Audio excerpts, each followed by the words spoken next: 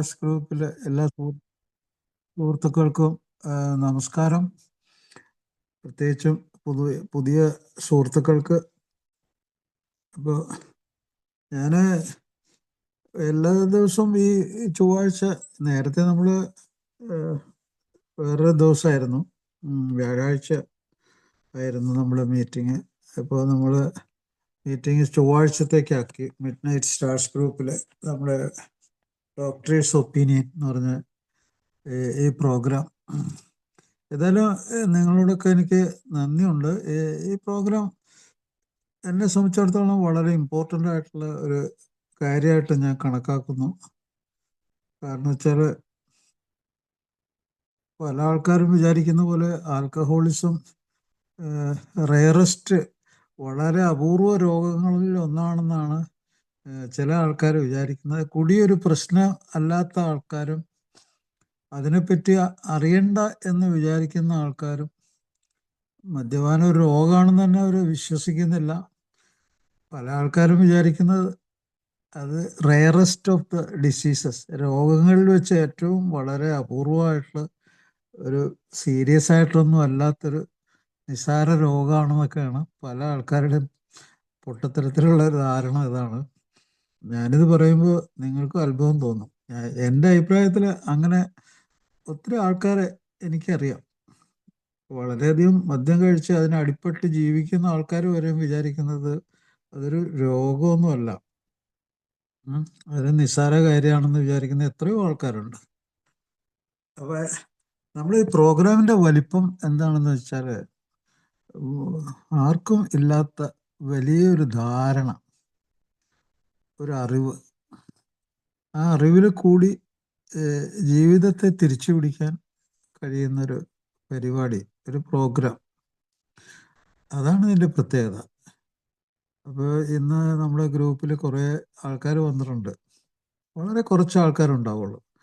അപ്പോൾ ആ ആൾക്കാർ ഇപ്പോൾ കേരളത്തിൽ ഇന്ന് മദ്യം കഴിക്കുന്ന ആൾക്കാരുടെ ഒരു കണക്കെടുത്ത് നോക്കുകയാണെങ്കിൽ അത് 12 വയസ്സിന് മുകളിൽ ഉള്ള ആൾക്കാരുടെ കണക്കെടുക്കണം. ഇപ്പോൾ ഈ കഴിഞ്ഞ മാസവും മദ്യം കഴിച്ചിട്ടുള്ള ആൾക്കാരുടെ ലിസ്റ്റ് എടുക്കണം. അങ്ങനെയൊക്കെ എടുത്ത് നോക്കിക്കഴിഞ്ഞാൽ വളരെയധികം ആൾക്കാർ, ലക്ഷക്കണക്കിന് ആൾക്കാർ, കോടിക്കണക്കിന് ആൾക്കാർ മദ്യത്തിന് അടിപ്പെട്ട് ജീവിക്കുന്നുണ്ട്, മദ്യം കഴിക്കുന്നുണ്ട്. അത് ഓരോ ആൾക്കാരുടെയും മദ്യം കഴിക്കൽ ഓരോ തരത്തിലാണ്. അത് അനേകം കോടി ആൾക്കാർ ഇത് കഴിക്കുന്നുണ്ട്. സ്ത്രീകളുണ്ട്, പുരുഷന്മാരുണ്ട്. ഞാനീ പറഞ്ഞില്ലേ, 12 വയസ്സിന് മുകളിലേക്കുള്ളവരുണ്ട്, കൗമാരക്കാരുണ്ട്, ചെറുപ്പം, യങ് അഡൽട്ട് ഉണ്ട്, മിഡിൽ അഡൽട്ട് ഉണ്ട്, ഓൾഡർ അഡൽട്ട് ഉണ്ട്. പിന്നെ പ്രായമുള്ളവർ വളരെ കുറച്ച് പേര്. കാരണം ഈ പ്രായമുള്ളവർ അധികം പേരുണ്ടാവില്ല എന്നുള്ളതിൻ്റെ ഒരു കാരണം എന്ന് വെച്ചാൽ ഏർലി ഡെത്ത്, മനുഷ്യരുടെ കാര്യത്തിൽ ഈ മദ്യത്തിൻ്റെ ഉപയോഗത്തിൽ ഏറ്റവും കൂടുതൽ മരണം ഉണ്ടാക്കുന്ന ഒരു രോഗമാണിത്. അത് സ്വാഭാവികമായിട്ടും മരണസാധ്യതയുള്ള 200 രോഗങ്ങൾ, അതുപോലെ ശാരീരികം, മാനസികം, വൈകാരികം, അതുപോലെ സാമൂഹ്യമായിട്ടുള്ള കാര്യങ്ങൾ, ക്രിമിനൽ സ്വഭാവമുള്ള, നിയമലംഘനമുള്ള, ആക്സിഡൻ്റ് ആയിട്ട് ബന്ധപ്പെട്ട്, സൂയിസൈഡുമായിട്ടും ഹോമിസൈഡും ഒക്കെ ആയിട്ട് ബന്ധപ്പെട്ട് ജോലി പോകുന്ന ഒരു രോഗം, അതുപോലെ ഫാമിലി സെപ്പറേഷനുള്ള രോഗം. ഇതൊക്കെ കൂടി ആലോചിച്ച് നോക്കിക്കഴിഞ്ഞാൽ തന്നെ നമ്പർ 1 യാതനകൾ അനുഭവിക്കുന്ന രോഗം എന്ന് പറയാം. നമ്പർ 1 ഏറ്റവും കൂടുതൽ യാതനകൾ ഒരാൾ അനുഭവിക്കേണ്ടി വരുന്ന രോഗം. അയാൾ മാത്രമല്ല, അയാളുടെ കൂടെ ജീവിക്കുന്നവരും, അയാൾ എവിടെയൊക്കെ പോകുന്നു, എവിടെയൊക്കെ ജോലി ചെയ്യുന്നു, അവിടെയുള്ളവരും അയാൾ മൂലം യാതനകൾ അനുഭവിക്കേണ്ടി വരുന്നൊരു രോഗം. ഈ കാര്യമൊന്നും സാധാരണ ആളുകളിലേക്ക് ഇങ്ങനെ പറഞ്ഞു കഴിഞ്ഞാൽ അവർക്ക് പിടികിട്ടില്ല. അവർക്ക് അത് വിശ്വസിക്കാനേ പറ്റില്ല. അവർ ആ ജീവിതത്തിൻ്റെ ഉള്ളിൽ എന്ന് അകപ്പെടുന്നു അന്ന് അവർക്കത് മനസ്സിലാവും. അങ്ങനെ ഒരു അവസ്ഥ അവർക്ക് ഉണ്ടാവുകയാണെങ്കിൽ അപ്പോൾ അവർക്ക് മനസ്സിലാവും. അപ്പം ഇത് അനുഭവങ്ങൾ ഭയങ്കര സംഭവമാണ്. നമ്മുടെ ഈ സൂക്കേടിൻ്റെ കാര്യത്തിൽ പറയുമ്പോൾ ഏറ്റവും കൂടുതൽ ഉപയോഗിക്കുന്ന ഒരു വേർഡാണ്, ഒരു വാക്കാണ് അനുഭവങ്ങൾ. നമ്മളത് ഉപയോഗിച്ചിട്ടാണ് ഒരാളിലേക്ക് സന്ദേശം എത്തിക്കുന്നത്. ഒരാൾ രക്ഷപ്പെടുന്നതും അതിൽ കൂടിയാണ്,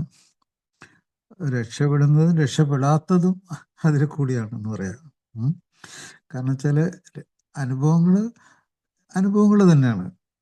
അപ്പോൾ ആ അനുഭവങ്ങൾ നമ്മൾ മനസ്സിലാക്കേണ്ടിയിരിക്കുന്നു. ആ സൂക്കേടിൽ നിന്ന് രക്ഷപ്പെടാനുള്ള അനുഭവം വേണം, രക്ഷപ്പെടാത്ത അനുഭവമുണ്ട്.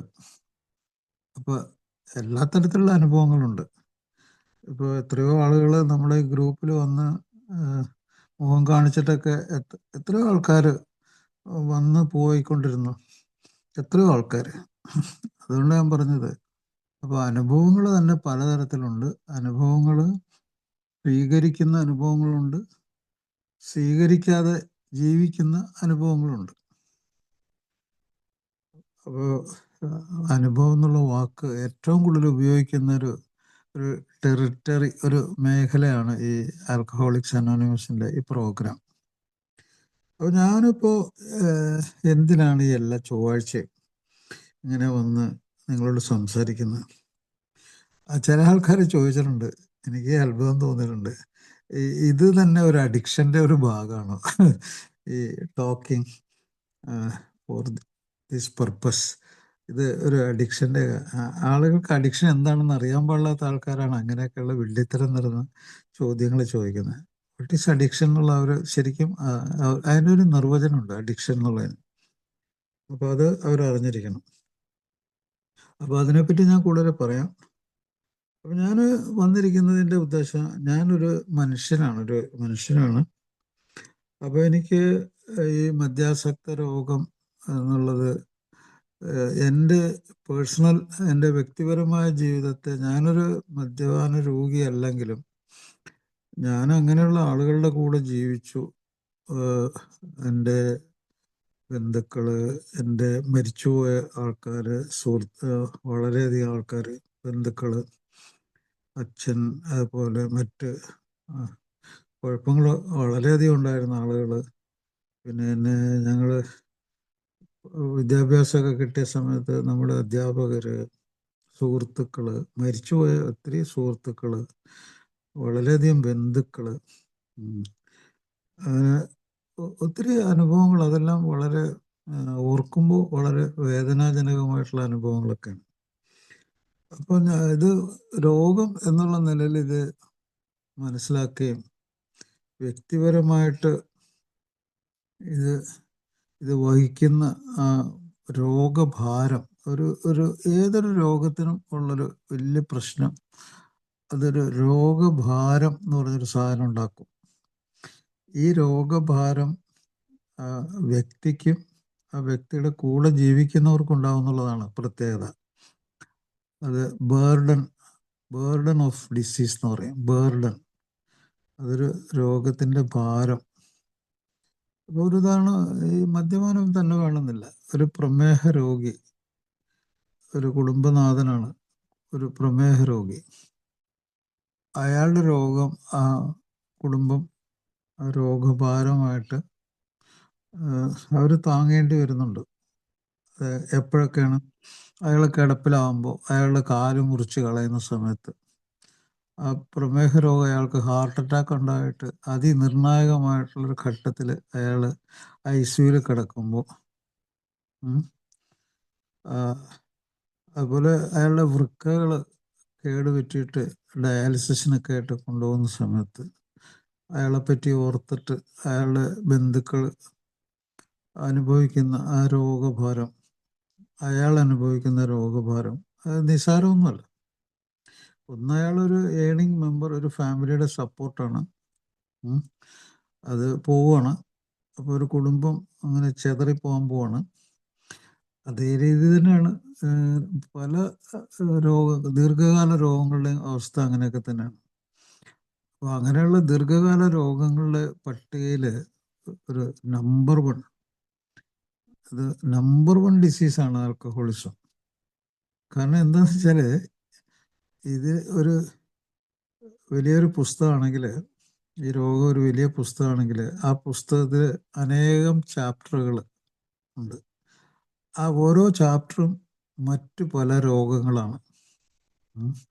അപ്പോൾ അതിൽ ഈ പറഞ്ഞ പ്രമേഹ രോഗമുണ്ട്, ഹൈപ്പർ ടെൻഷൻ രോഗമുണ്ട്, അതുപോലെ ക്യാൻസറുകളുണ്ട്, വൃക്കകളെ ബാധിക്കുന്ന രോഗങ്ങളുണ്ട്, മസിൽസ് മാംസപേശികളെ ബാധിക്കുന്ന രോഗങ്ങളുണ്ട്, തലച്ചോറിനെ ബാധിക്കുന്ന രോഗങ്ങളുണ്ട്, ലിവർ ഡിസീസസ് ഉണ്ട്, ഞരമ്പ് രോഗങ്ങളുണ്ട്, കേന്ദ്ര നാഡീവ്യൂഹം എന്ന് പറഞ്ഞ തലച്ചോറിനെ ബാധിക്കുന്നതുണ്ട്. അത് നമ്മുടെ സ്വഭാവത്തെ ബാധിക്കുന്നതായതുകൊണ്ട് സ്വഭാവ രോഗങ്ങളുണ്ട്. തലച്ചോറിനെ ബാധിക്കുന്ന രോഗമുണ്ട്, മാനസിക രോഗങ്ങളുണ്ട്. അപ്പം ഓരോരോ ചാപ്റ്ററുകളും രോഗമാണ് ഇതിൻ്റെ ഉള്ളിൽ. അപ്പം ഇത് ഒരു കാലദൈർഘ്യമുള്ള ഒരു രോഗം. ഒരാൾ മരിച്ചു പോകുന്നവർ ഈ സൂക്കേടിൻ്റെ ലക്ഷണങ്ങളും അത് അലട്ടിക്കൊണ്ടിരിക്കും. അയാളെയും അയാളുടെ കുടുംബത്തെയും അങ്ങനെ അലട്ടിക്കൊണ്ടിരിക്കുന്ന ഒരു രോഗം. അപ്പോൾ അത് വെച്ച് തന്നെ ഇത് നമ്പർ 1 ജയന്റ് കില്ലർ എന്ന് ലോകാരോഗ്യ സംഘടന പറയുന്നത് നമ്പർ 1 ജയന്റ് കില്ലറാണ്.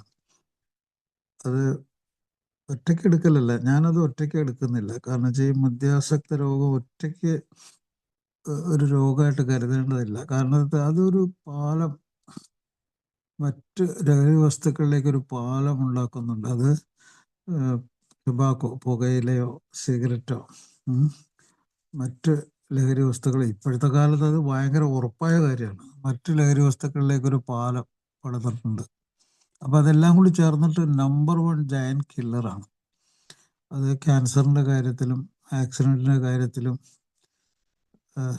എല്ലാ രോഗങ്ങളെയും കൂടി കൂട്ടി വെച്ചിട്ടുള്ള ആ കാര്യത്തിൽ ഇത് നമ്പർ 1 ഡിസീസാണ്. അതുകൊണ്ട് തന്നെ ഒരാൾക്ക് ഇങ്ങനെ ഒരു സന്ദേശം കിട്ടിക്കഴിഞ്ഞാൽ അയാൾ ബുദ്ധിയുള്ള ഒരാളാണെങ്കിൽ എത്രയും പെട്ടെന്ന് രക്ഷപ്പെടാനുള്ള ഒരു ശ്രമം നടത്തണം. പക്ഷെ ഇങ്ങനെ വെറുതെ ഒരു പറച്ചിലൊന്നുമല്ല, ദർ ഇസ് എവിഡൻസ്. അപ്പോൾ മദ്യാസക്ത രോഗത്തിന് വേണ്ടി നിങ്ങൾ ഇപ്പോൾ അറ്റൻഡ് ചെയ്യുന്ന ഈ ആൽക്കഹോളിക്സ് അനോണിമസ് എന്ന് പറഞ്ഞ ഗ്രൂപ്പ് സൃഷ്ടിക്കപ്പെട്ടത് 2 കാര്യങ്ങളുടെ അടിസ്ഥാനത്തിലാണ്. ഒന്ന്, ഇതിൻ്റെ സ്ഥാപകർ പറഞ്ഞിരിക്കുന്നത് ഇത് സൃഷ്ടിക്കപ്പെട്ടത് ഒരു പ്രധാനപ്പെട്ട ലോകത്തിലെ ജനങ്ങളുടെ ആരോഗ്യം കൈകാര്യം ചെയ്യുന്ന ആധുനിക ആധുനികം എന്നുള്ളത് വളരെ ഇമ്പോർട്ടൻ്റ് ആണ്. ആധുനിക മോഡേൺ മെഡിസിൻ അങ്ങനെയാണ്. ആധുനിക വൈദ്യശാസ്ത്രത്തിൻ്റെയും അതുപോലെ മനുഷ്യനായിട്ട് അയാൾ വിലയിരുത്തുന്ന ഏറ്റവും കൂടുതൽ വലിയ സംഭവം എന്താണെന്ന് വെച്ചാൽ അയാൾക്ക് മനുഷ്യത്വം ഉണ്ടെന്നുള്ളതാണ്. ഈ മനുഷ്യത്വം എന്നുള്ളത് നമ്മൾ ചർച്ച ചെയ്യുകയാണെങ്കിൽ നമുക്ക് മനസ്സിലാവും. അതൊരു പൊതുവായിട്ട് പറയുന്ന ഒരു ആത്മീയ ബോധം എന്നൊക്കെ പറയും. അപ്പോൾ ഈ 2 കാര്യങ്ങൾ, ഒരു ആത്മീയ ബോധത്തിലും അതുപോലെ ആധുനിക വൈദ്യശാസ്ത്രത്തിൻ്റെ അടിത്തറയിലാണ് ഈ പ്രോഗ്രാം സൃഷ്ടിക്കപ്പെട്ടിരിക്കുന്നത്.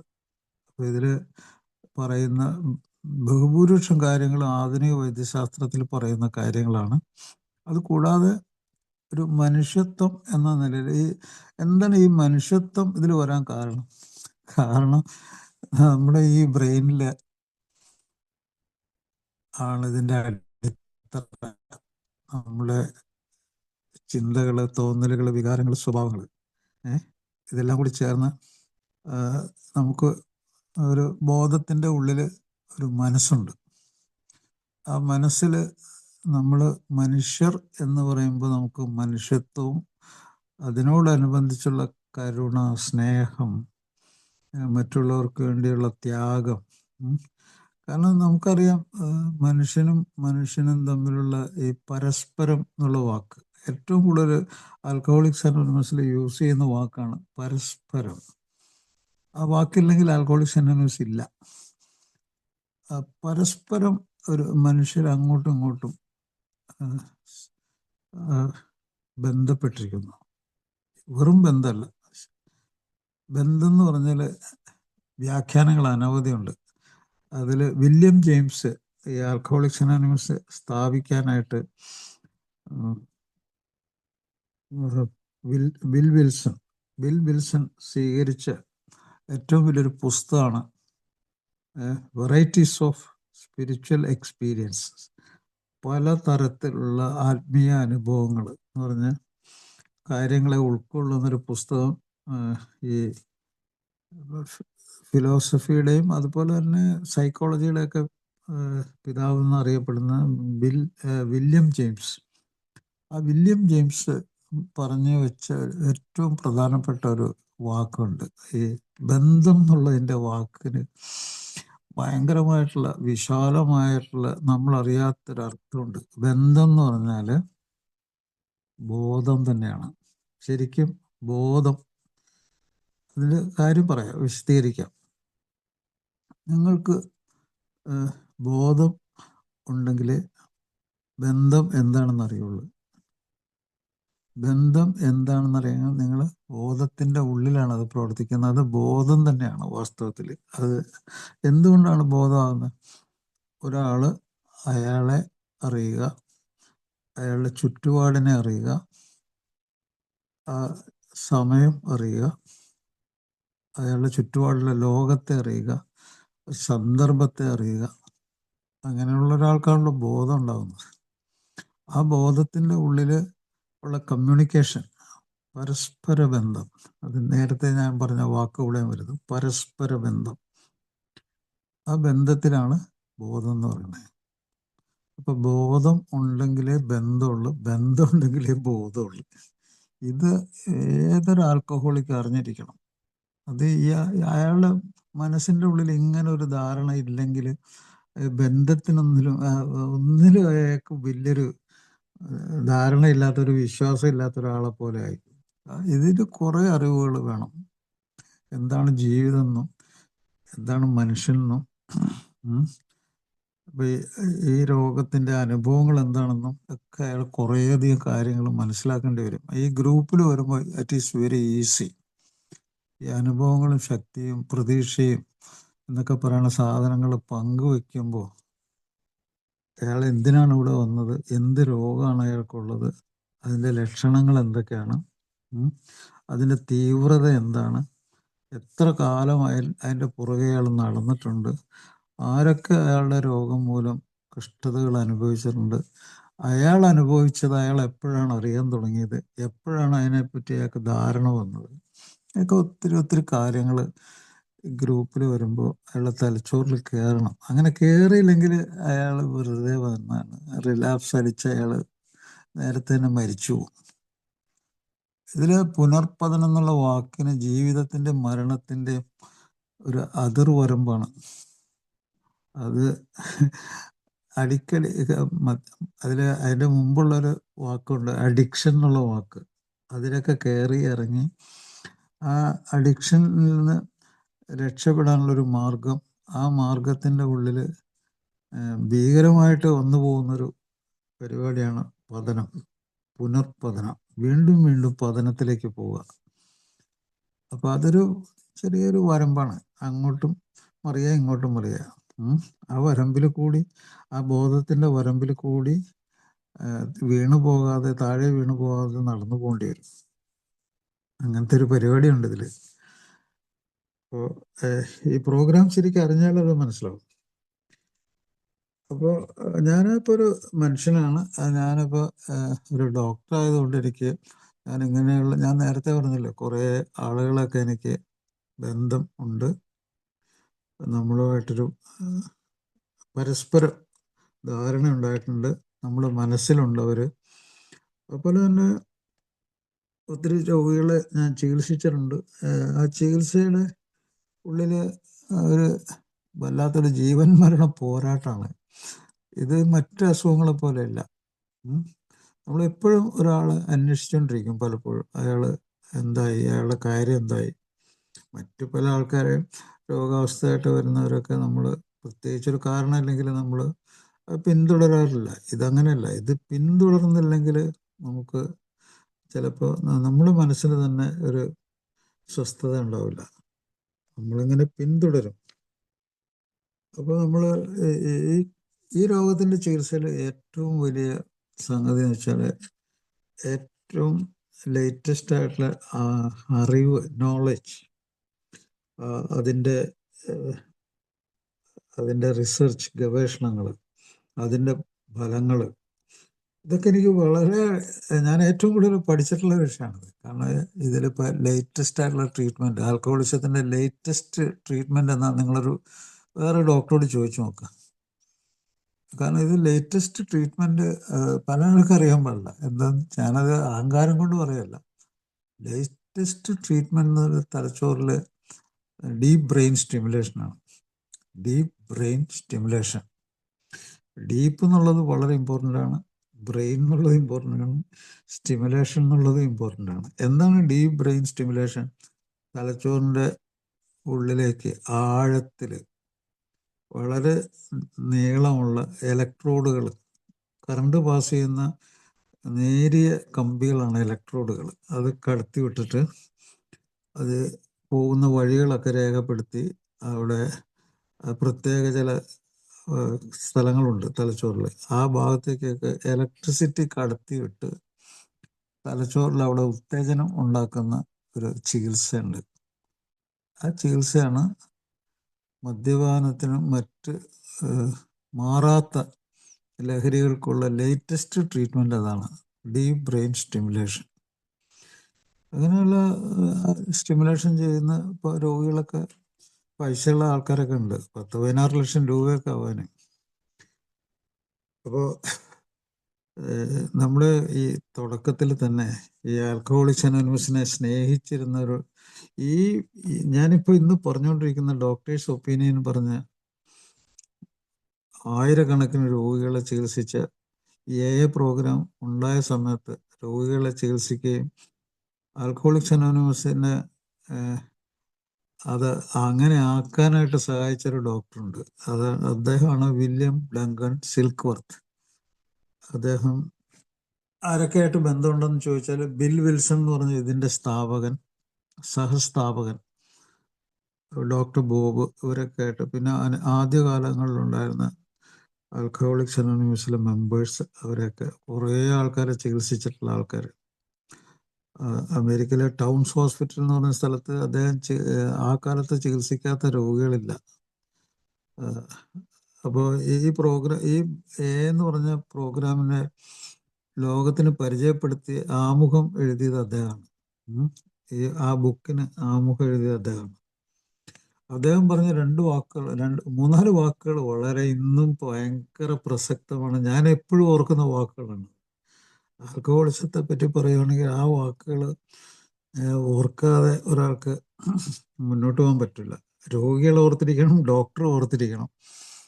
എന്താണത്? 2 വാക്കുകൾ, വളരെ വളരെ ഭയങ്കര പ്രതിഭാശാലിയായ ഒരു ഡോക്ടർക്ക്, കഴിവുള്ളൊരു ഡോക്ടർക്ക്, ഒരു സഹാനുഭൂതിയുള്ളൊരു ഡോക്ടർക്ക് അതൊക്കെ പറയാൻ പറ്റുള്ളൂ. അദ്ദേഹം പറഞ്ഞ ഈ രോഗത്തിൻ്റെ ആഴവും വ്യാപ്തിയും അപാരമാണ്. അപ്പം അത് പോലും അത് വളരെ കറക്റ്റായിട്ട് പറഞ്ഞു. ഡീപ്പ് ബ്രെയിൻ സ്റ്റിമുലേഷനിൽ തന്നെ ആ വാക്ക് വന്നുണ്ടോ, തലച്ചോറിൻ്റെ അങ്ങ് ആഴത്തിലേക്ക് ഇലക്ട്രോഡ് കടത്തിയിട്ട് സ്റ്റിമുലേഷൻ ചെയ്യുന്നു. ഈ രോഗത്തിൻ്റെ ആഴവും വ്യാപ്തിയും പറഞ്ഞറിയിക്കാൻ പറ്റാത്തതാണ്. ആ തലച്ചോറിൻ്റെ അങ്ങ് മോൾ ഭാഗം മുതൽ താഴെ ഭാഗം വരെ എന്തിനു വേണ്ടിയൊക്കെ പ്രവർത്തിക്കുന്നുണ്ടോ ആ ആ പ്രവർത്തനങ്ങൾ, അതിൻ്റെ ഘടനയും അതിൻ്റെ പ്രവർത്തനത്തിനെയും എല്ലാ തരത്തിലും ബാധിക്കും.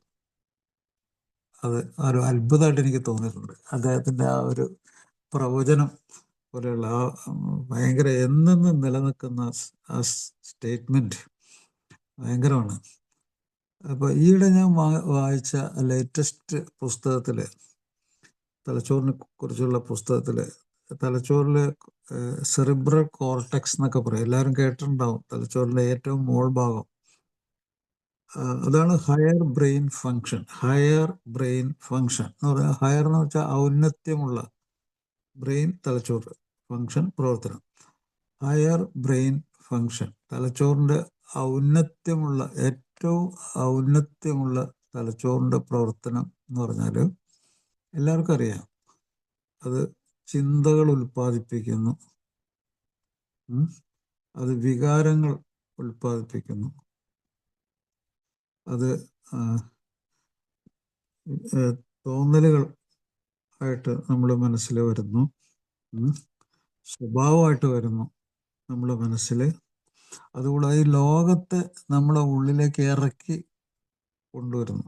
ലോകം എന്താണെന്ന് നമ്മൾ കണ്ടും കേട്ടും മനസ്സിലാക്കി, സ്പർശിച്ചും രുചിയൊക്കെ അറിഞ്ഞ് മണമൊക്കെ അറിഞ്ഞ് ഈ ലോകത്തിൽ എന്താണുള്ളത്, എന്താണ് അതിൻ്റെ കണ്ടന്റ്, എന്താണ് ഈ ലോകം, എന്താണ് അവിടെ, എന്താണ് നമുക്കുള്ളത്, എന്ത് ബന്ധമാണുള്ളത്, ആ ബന്ധവും അതിനെപ്പറ്റി ധാരണയും എല്ലാം കൂടി നമ്മുടെ തലച്ചോറിൻ്റെ ഉള്ളിലേക്ക് കൊണ്ട് ഇറക്കി വയ്ക്കുന്നത് അത് ഹയർ ബ്രെയിൻ എന്ന് പറയും. അപ്പോൾ അത് ആ സെൻസേഷൻസ്, അതിനെക്കുറിച്ചുള്ള ധാരണകൾ അതെല്ലാം കയറിക്കഴിഞ്ഞാൽ പിന്നെ നമ്മൾ ചലിക്കുന്നത്, അതുകൂടാതെ നമുക്ക് ബോധമുണ്ടാക്കുന്നുണ്ട്, നമ്മൾ അർത്ഥം മനസ്സിലാവുന്നുണ്ട്, നമുക്ക് കമ്മ്യൂണിക്കേറ്റ് ചെയ്യാൻ, നമുക്ക് പരസ്പരം കമ്മ്യൂണിക്കേറ്റ് ചെയ്യാൻ, ബന്ധപ്പെടാൻ കഴിയുന്നുണ്ട്. നമ്മൾ അതുപോലെ സഹാനുഭൂതി, സ്നേഹം ഉണ്ടാക്കാൻ പറ്റുന്നുണ്ട്. നമ്മൾ മനസ്സുകൊണ്ട് അറിയുന്നുണ്ട്, ആൾക്കാരുടെ വേദനകൾ അറിയുന്നുണ്ട്, അവരുടെ വികാരങ്ങൾ അറിയുന്നുണ്ട്, അവരെ പറ്റി മനസ്സിലാവുന്നുണ്ട്. അപ്പോൾ ഇതൊക്കെയാണ് ബ്രെയിൻ. അത് നമ്മുടെ ഹയർ ബ്രെയിനിൻ്റെ ഒരു 6 മില്ലിമീറ്ററുള്ള സ്ഥലത്ത് കൂടി അത് കടന്ന് ഇങ്ങനെ താഴേക്ക് പോകും. താഴേക്ക് അങ്ങ് ബേസൽ ഗാംഗ്ലിയ എന്ന് പറഞ്ഞാൽ അങ്ങ് താഴേ ഭാഗം വരെ പോകും തലച്ചോറിൽ. അപ്പോൾ ഓരോ ഭാഗത്തും പ്രത്യേക പ്രവർത്തനങ്ങളുണ്ട്.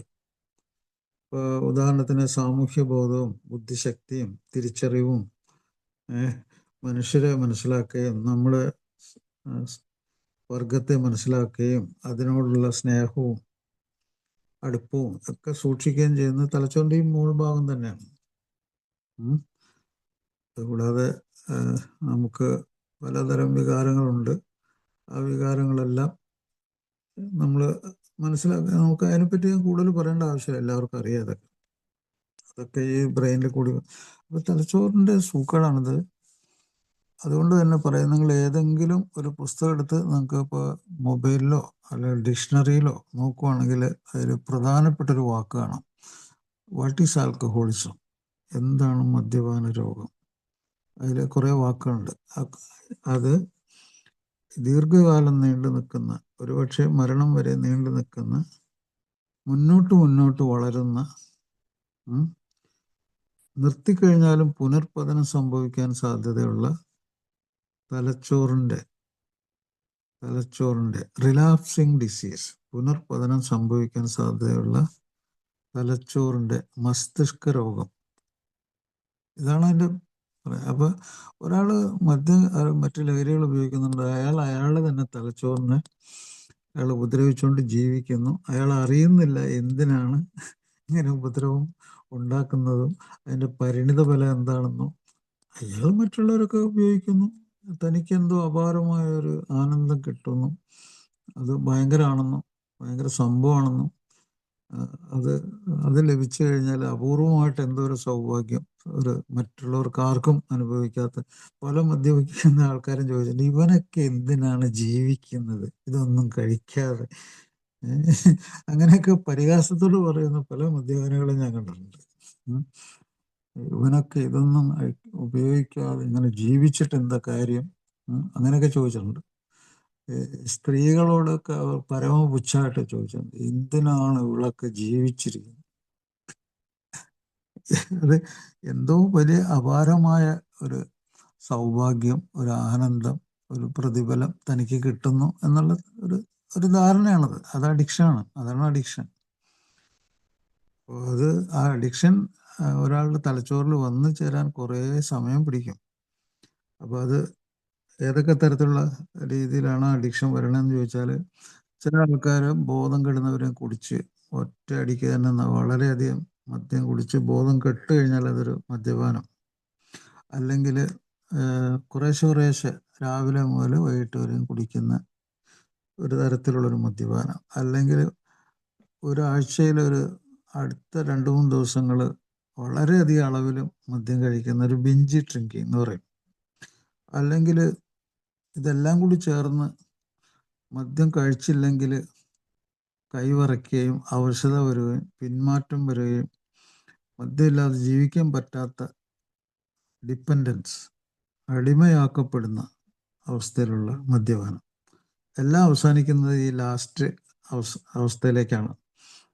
അടിമയാക്കപ്പെടുന്ന മദ്യപാനം. അത് ശരീരത്തിലെ കോശങ്ങൾ, സെല്ലുകൾ, ആ സെല്ലിലുള്ള കെമിക്കൽസ്,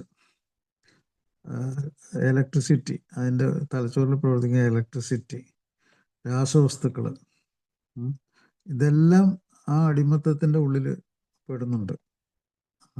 അതൊക്കെ പ്രശ്നം വരുന്നതുകൊണ്ടാണ് ഒരാൾക്ക് ഈ മദ്യം ഇല്ലാതെ ജീവിക്കാൻ പറ്റാത്ത അവസ്ഥ വരുന്നത്. അതാണ് അടിമത്തം. അപ്പോൾ ബയോളജിക്കൽ എന്ന് വെച്ചാൽ ജൈവപരമായിട്ട് ജീവനുള്ളൊരു വസ്തു എന്നുള്ള നിലയിൽ അയാൾ അടിമയാണ്. കെമിക്കലായിട്ട് ഉള്ള രാസവസ്തുവിന് അയാൾ അടിമപ്പെട്ടിട്ടുണ്ട്. ശരീരം കൊണ്ട് അയാൾ അടിമപ്പെട്ടിട്ടുണ്ട്. സ്വഭാവം കൊണ്ട് അയാൾ അടിമപ്പെട്ടിട്ടുണ്ട്. പെരുമാറ്റം കൊണ്ട് അയാൾ അടിമപ്പെട്ടിട്ടുണ്ട്. അപ്പോൾ ഇങ്ങനെയുള്ള ഇത് കേൾക്കുമ്പോൾ തന്നെ അറിയാം, ഇത് തലച്ചോറിലെ ഇലക്ട്രിക്കൽ കണക്ഷനിൽ കൂടിയാണ് അയാൾക്ക് ഇങ്ങനെ സംഭവിച്ചത്. അപ്പോൾ അങ്ങനെ ഒരു അടിമത്തം ബാധിച്ച ഒരാൾക്ക് ആ അടിമത്തത്തിൽ നിന്ന് രക്ഷപ്പെടണമെങ്കിൽ അയാൾ വളരെ കഠിനമായിട്ട് ഉള്ള ഒരു ചികിത്സയ്ക്ക് വിധേയനാകണം. ആ കഠിനമാണ് എന്ന് ഞാൻ പറയുന്നത് പലപ്പോഴും കേട്ട് കഴിഞ്ഞാൽ വളരെ നിസ്സാരമാണ്. എന്താണ് അത്? വിട്ടുനിൽക്കലാണ്. മദ്യത്തിൽ നിന്ന് വിട്ടുനിൽക്കലാണ് അതിൻ്റെ ചികിത്സ. പക്ഷെ പറയാൻ വളരെ എളുപ്പമാണ്. പക്ഷെ ഒരു മദ്യാസക്തനെ സംബന്ധിച്ച് ഈ അടിമത്തത്തിനെ ബ്രേക്ക് ചെയ്ത് സ്വാതന്ത്ര്യം കിട്ടി പുറത്തു വന്ന് ഇതൊക്കെ മനസ്സിലാക്കി വിട്ടുനിന്ന് കുറേ സ്വഭാവ രീതികളൊക്കെ സ്വീകരിച്ച് ജീവിക്കുക എന്ന് പറഞ്ഞാൽ ഭയങ്കര കുറെ കഠിന പ്രയത്നം ചെയ്യണം. കരിമല കയറ്റം കഠിനമെൻ്റെ അയ്യപ്പ എന്നൊക്കെ അയ്യപ്പന്മാർ പറയുന്നില്ലേ? ഇവിടെ അതല്ല. കരിമല കയറിയിട്ട് ഇറങ്ങാനാണ് വിഷമം. മദ്യം കഴിച്ചങ്ങോട്ട് കയറിപ്പോകാൻ വളരെ എളുപ്പമാണ്. അതിൻ്റെ ഉള്ളിൽ നിന്ന് ഊരിപ്പോരാൻ ഭയങ്കര ബുദ്ധിമുട്ടാണ്. അപ്പം അതാണ് നമ്മൾ ഈ പ്രോഗ്രാം അതിനു വേണ്ടിയുള്ളതാണ്. ഇങ്ങനെ കരിമല ഇറങ്ങാൻ വേണ്ടിയുള്ളൊരു പരിപാടിയാണിത്. അപ്പോൾ അതിനെപ്പറ്റി ഒരു നല്ലൊരു അറിവ് ഉണ്ടായിരിക്കുന്നില്ല. അപ്പോൾ ആ അറിവ് മറ്റാളുകൾക്ക് കൊടുക്കുന്നത് അതൊരു നല്ലൊരു പരിപാടിയാണ്. അതുകൊണ്ടാണ് ഞാൻ നിങ്ങളോട് സംസാരിക്കുന്നത്. അപ്പോൾ നമുക്ക് ചില അടിസ്ഥാനമായിട്ടുള്ള ചോദ്യങ്ങളുണ്ടെന്ന് ഞാൻ പറഞ്ഞു. ഈ സൂക്കേടിനെ പറ്റി അറിയാനായിട്ട് എന്താണ് രോഗലക്ഷണങ്ങൾ, അതിൻ്റെ തെളിവെന്താണ്? രോഗലക്ഷണങ്ങൾ, ഏറ്റവും പ്രധാനമായിട്ടുള്ള രോഗലക്ഷണങ്ങൾ എന്ന് വെച്ചാൽ ഒരാൾക്ക് അതിൻ്റെ മുകളിലുള്ള ഭയങ്കര ആർത്തിയാണ്, അതികഠിനമായ ആർത്തി. സെക്സിനോട് ഒരാൾക്ക് ഭയങ്കര ആർത്തി തോന്നുകയാണെങ്കിൽ, ഏറ്റവും വലിയ മധുരമുള്ള സാധനത്തിനോട് ഭയങ്കര ആർത്തി തോന്നുകയാണ്, അയാൾക്കത് ഒഴിവാക്കാൻ പറ്റാത്തൊരു ഭയങ്കര സംഭവമാണ്. അപ്പോൾ അഡിക്ഷൻ എന്ന് പറഞ്ഞു കഴിഞ്ഞാൽ ഈ ആർത്തിയാണ് അതിനെ മുന്നിൽ നിന്ന് നയിക്കുന്നത്. അഡിക്ഷന് പച്ച മലയാളം ഒട്ടിപ്പിടിക്കലാണ്. അത് കറക്റ്റാണ്. ഒട്ടിപ്പിടിക്കൽ എന്ന് പറഞ്ഞാൽ അയാളുടെ ചിന്തകൾ, തോന്നലുകൾ, വികാരങ്ങൾ, സ്വഭാവങ്ങൾ അടങ്ങിയ അയാളുടെ തലച്ചോറിനോട് ഒട്ടിപ്പിടിക്കലാണ്. പശ വെച്ച് ഒട്ടിപ്പിടിച്ച് കഴിഞ്ഞ് അതിങ്ങനെ അവിടുന്ന് നമ്മളെ ഒരു ഭയങ്കര പശ ഉണ്ടല്ലോ, തോല് പോലും പറഞ്ഞു പോകുന്നു, അതുപോലത്തെ അങ്ങനെയുള്ള പശ വെച്ച് ഒട്ടിപ്പിടിച്ചവരുള്ള ഒരു പരിപാടിയാണ് ഈ അഡിക്ഷൻ.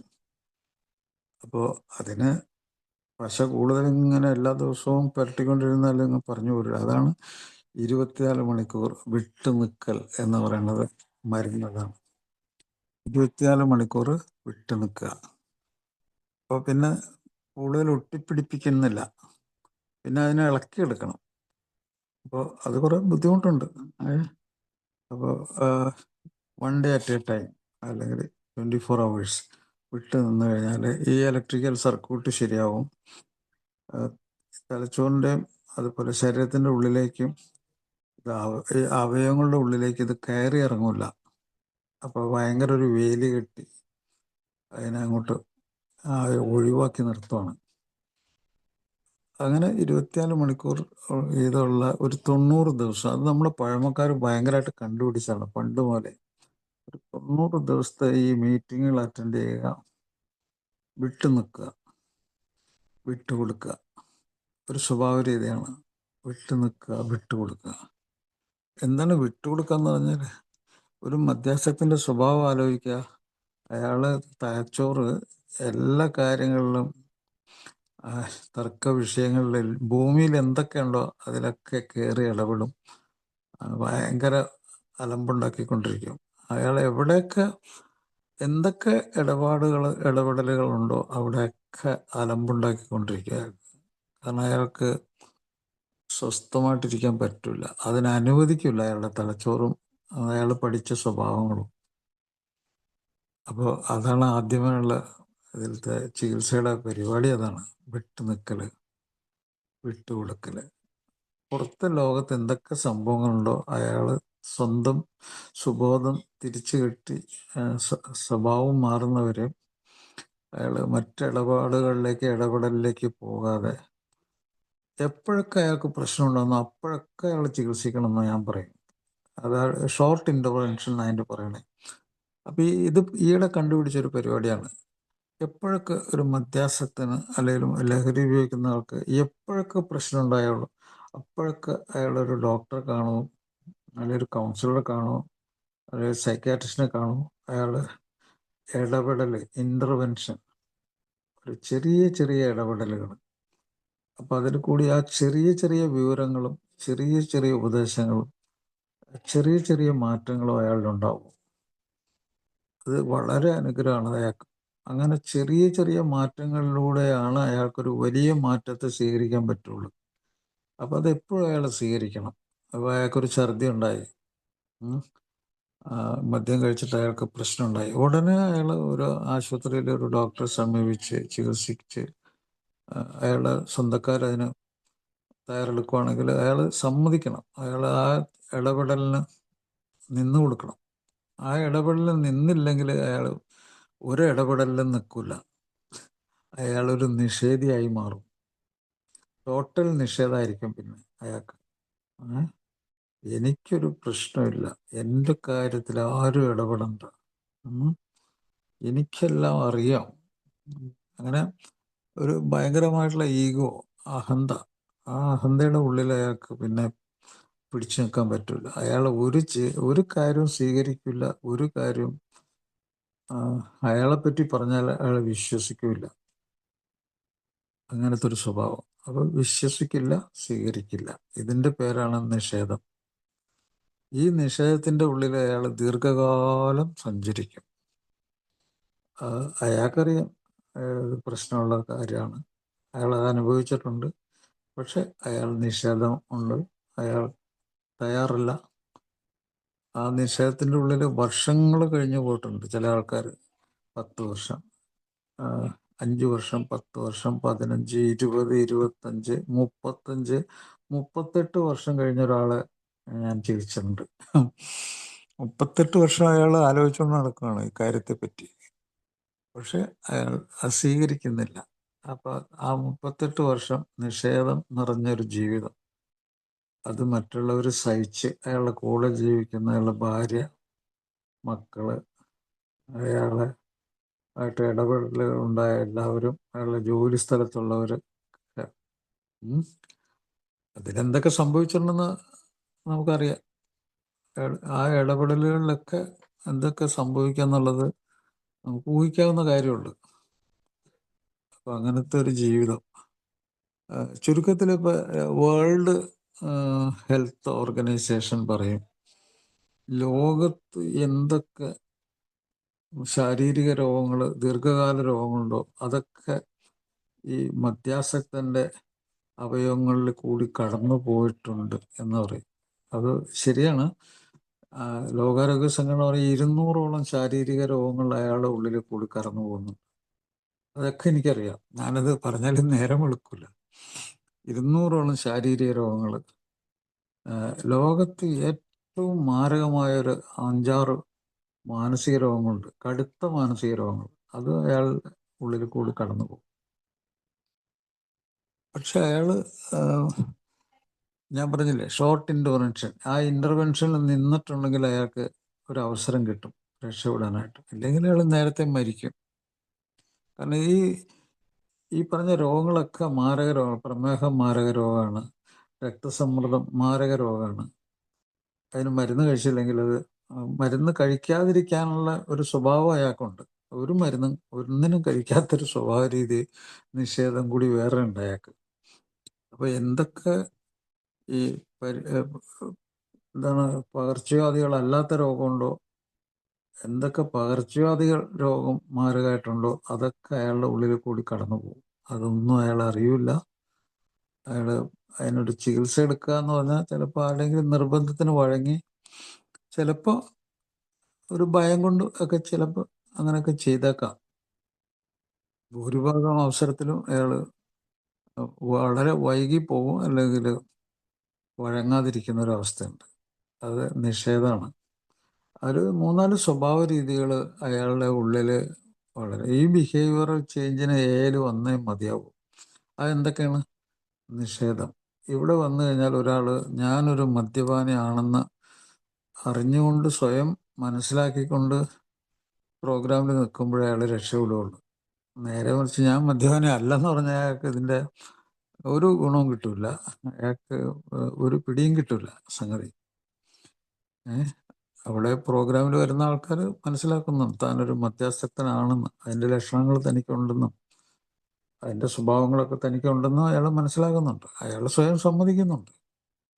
അങ്ങനെ സമ്മതിക്കാത്ത ആൾക്കാർ അധികം നാൾ നീണ്ടു നിൽക്കില്ല. അവരുടെ സ്വഭാവം എന്താണ്? നിഷേധം. ഇത് നിസ്സാരാക്കുക, ഇത്രയും ഭീകരമായ രോഗത്തിനെ നിസ്സാരാക്കുക. അയാൾക്ക് അല്ലെങ്കിൽ ചില യുക്തി പറയാനുണ്ടാവും അയാൾക്ക്. അത് മദ്യം വളരെ സൂത്തിങ്, വളരെ അയാൾക്ക് ഗുണം ചെയ്യുന്ന, റിലാക്സേഷൻ ഉണ്ടാക്കി അയാളെ മയക്കി അയാളുടെ വേദനകൾ ശമിപ്പിക്കുന്ന ദിവ്യ ഔഷധം എന്നുള്ള നിലയിൽ ഉള്ളൊരു യുക്തിയുണ്ട് അയാൾക്ക്. അതാണ് ഇപ്പോൾ കല്ലുവെട്ടുകാർ ആ യുക്തി പറയാറുണ്ട്.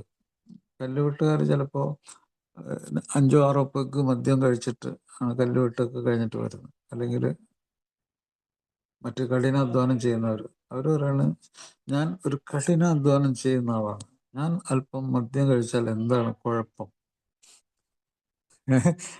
അയാൾ അയാളുടെ ശരീരം എന്തോ പ്രത്യേക തരത്തിലുള്ള ഒരു ശരീരമാണെന്നും അതിന് ഭയങ്കര ഒരു ദിവ്യ ഔഷധമാണ് മദ്യം എന്നൊക്കെയുള്ള ഒരു വലിയ ഒരു യുക്തിവാദം അയാൾ അങ്ങോട്ട് എടുത്ത് പുറത്തേക്കിടും. അങ്ങനെ അതൊക്കെ ചെയ്യും.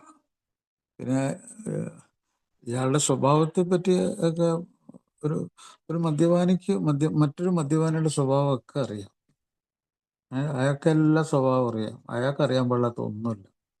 മറ്റൊരു മദ്യപാനിയുടെ നിഷേധം, നിസ്സാരമാക്കൽ, അയാളുടെ അറിവുകൾ, അയാളുടെ തർക്കങ്ങൾ, അയാളുടെ കോപം, അയാളുടെ ബുദ്ധിയില്ലായ്മ, അയാളുടെ ഭയം, അയാളുടെ സങ്കടങ്ങൾ, അയാളുടെ കലഹങ്ങൾ, അയാളുടെ പോലുള്ള കേസുകൾ ഒക്കെ മറ്റൊരു മദ്യപാനിക്ക് അറിയാം. പക്ഷെ അയാൾ എങ്ങനെയാണ് ജീവിക്കുന്ന? രണ്ട് സുഹൃത്തുക്കളായിട്ട് അവർ ജീവിക്കുന്നുണ്ട്. അയാളുടെ ഉള്ളിലൊരു സംഭവമുണ്ട്. ആ സംഭവം കൊണ്ടാണ് അയാൾ ജീവിക്കുന്നത്. എന്താണ്? അവൻ എന്നേക്കാൾ മോശക്കാരൻ, ഞാൻ അവൻ്റെ ലെവലിലേക്കൊന്നും പോയിട്ടില്ല, തറയായിട്ടില്ല, ഞാൻ അങ്ങനെ കുഴപ്പക്കാരനുമല്ല, ഞാൻ ആരെയും ഉപദ്രവിച്ചിട്ടില്ല. സ്വയം ന്യായീകരണം, സ്വയം മര്യാദ, ഇതൊക്കെ അയാളുടെ കയ്യിലുള്ള അടവ് നയം എന്നൊക്കെ പറയാം.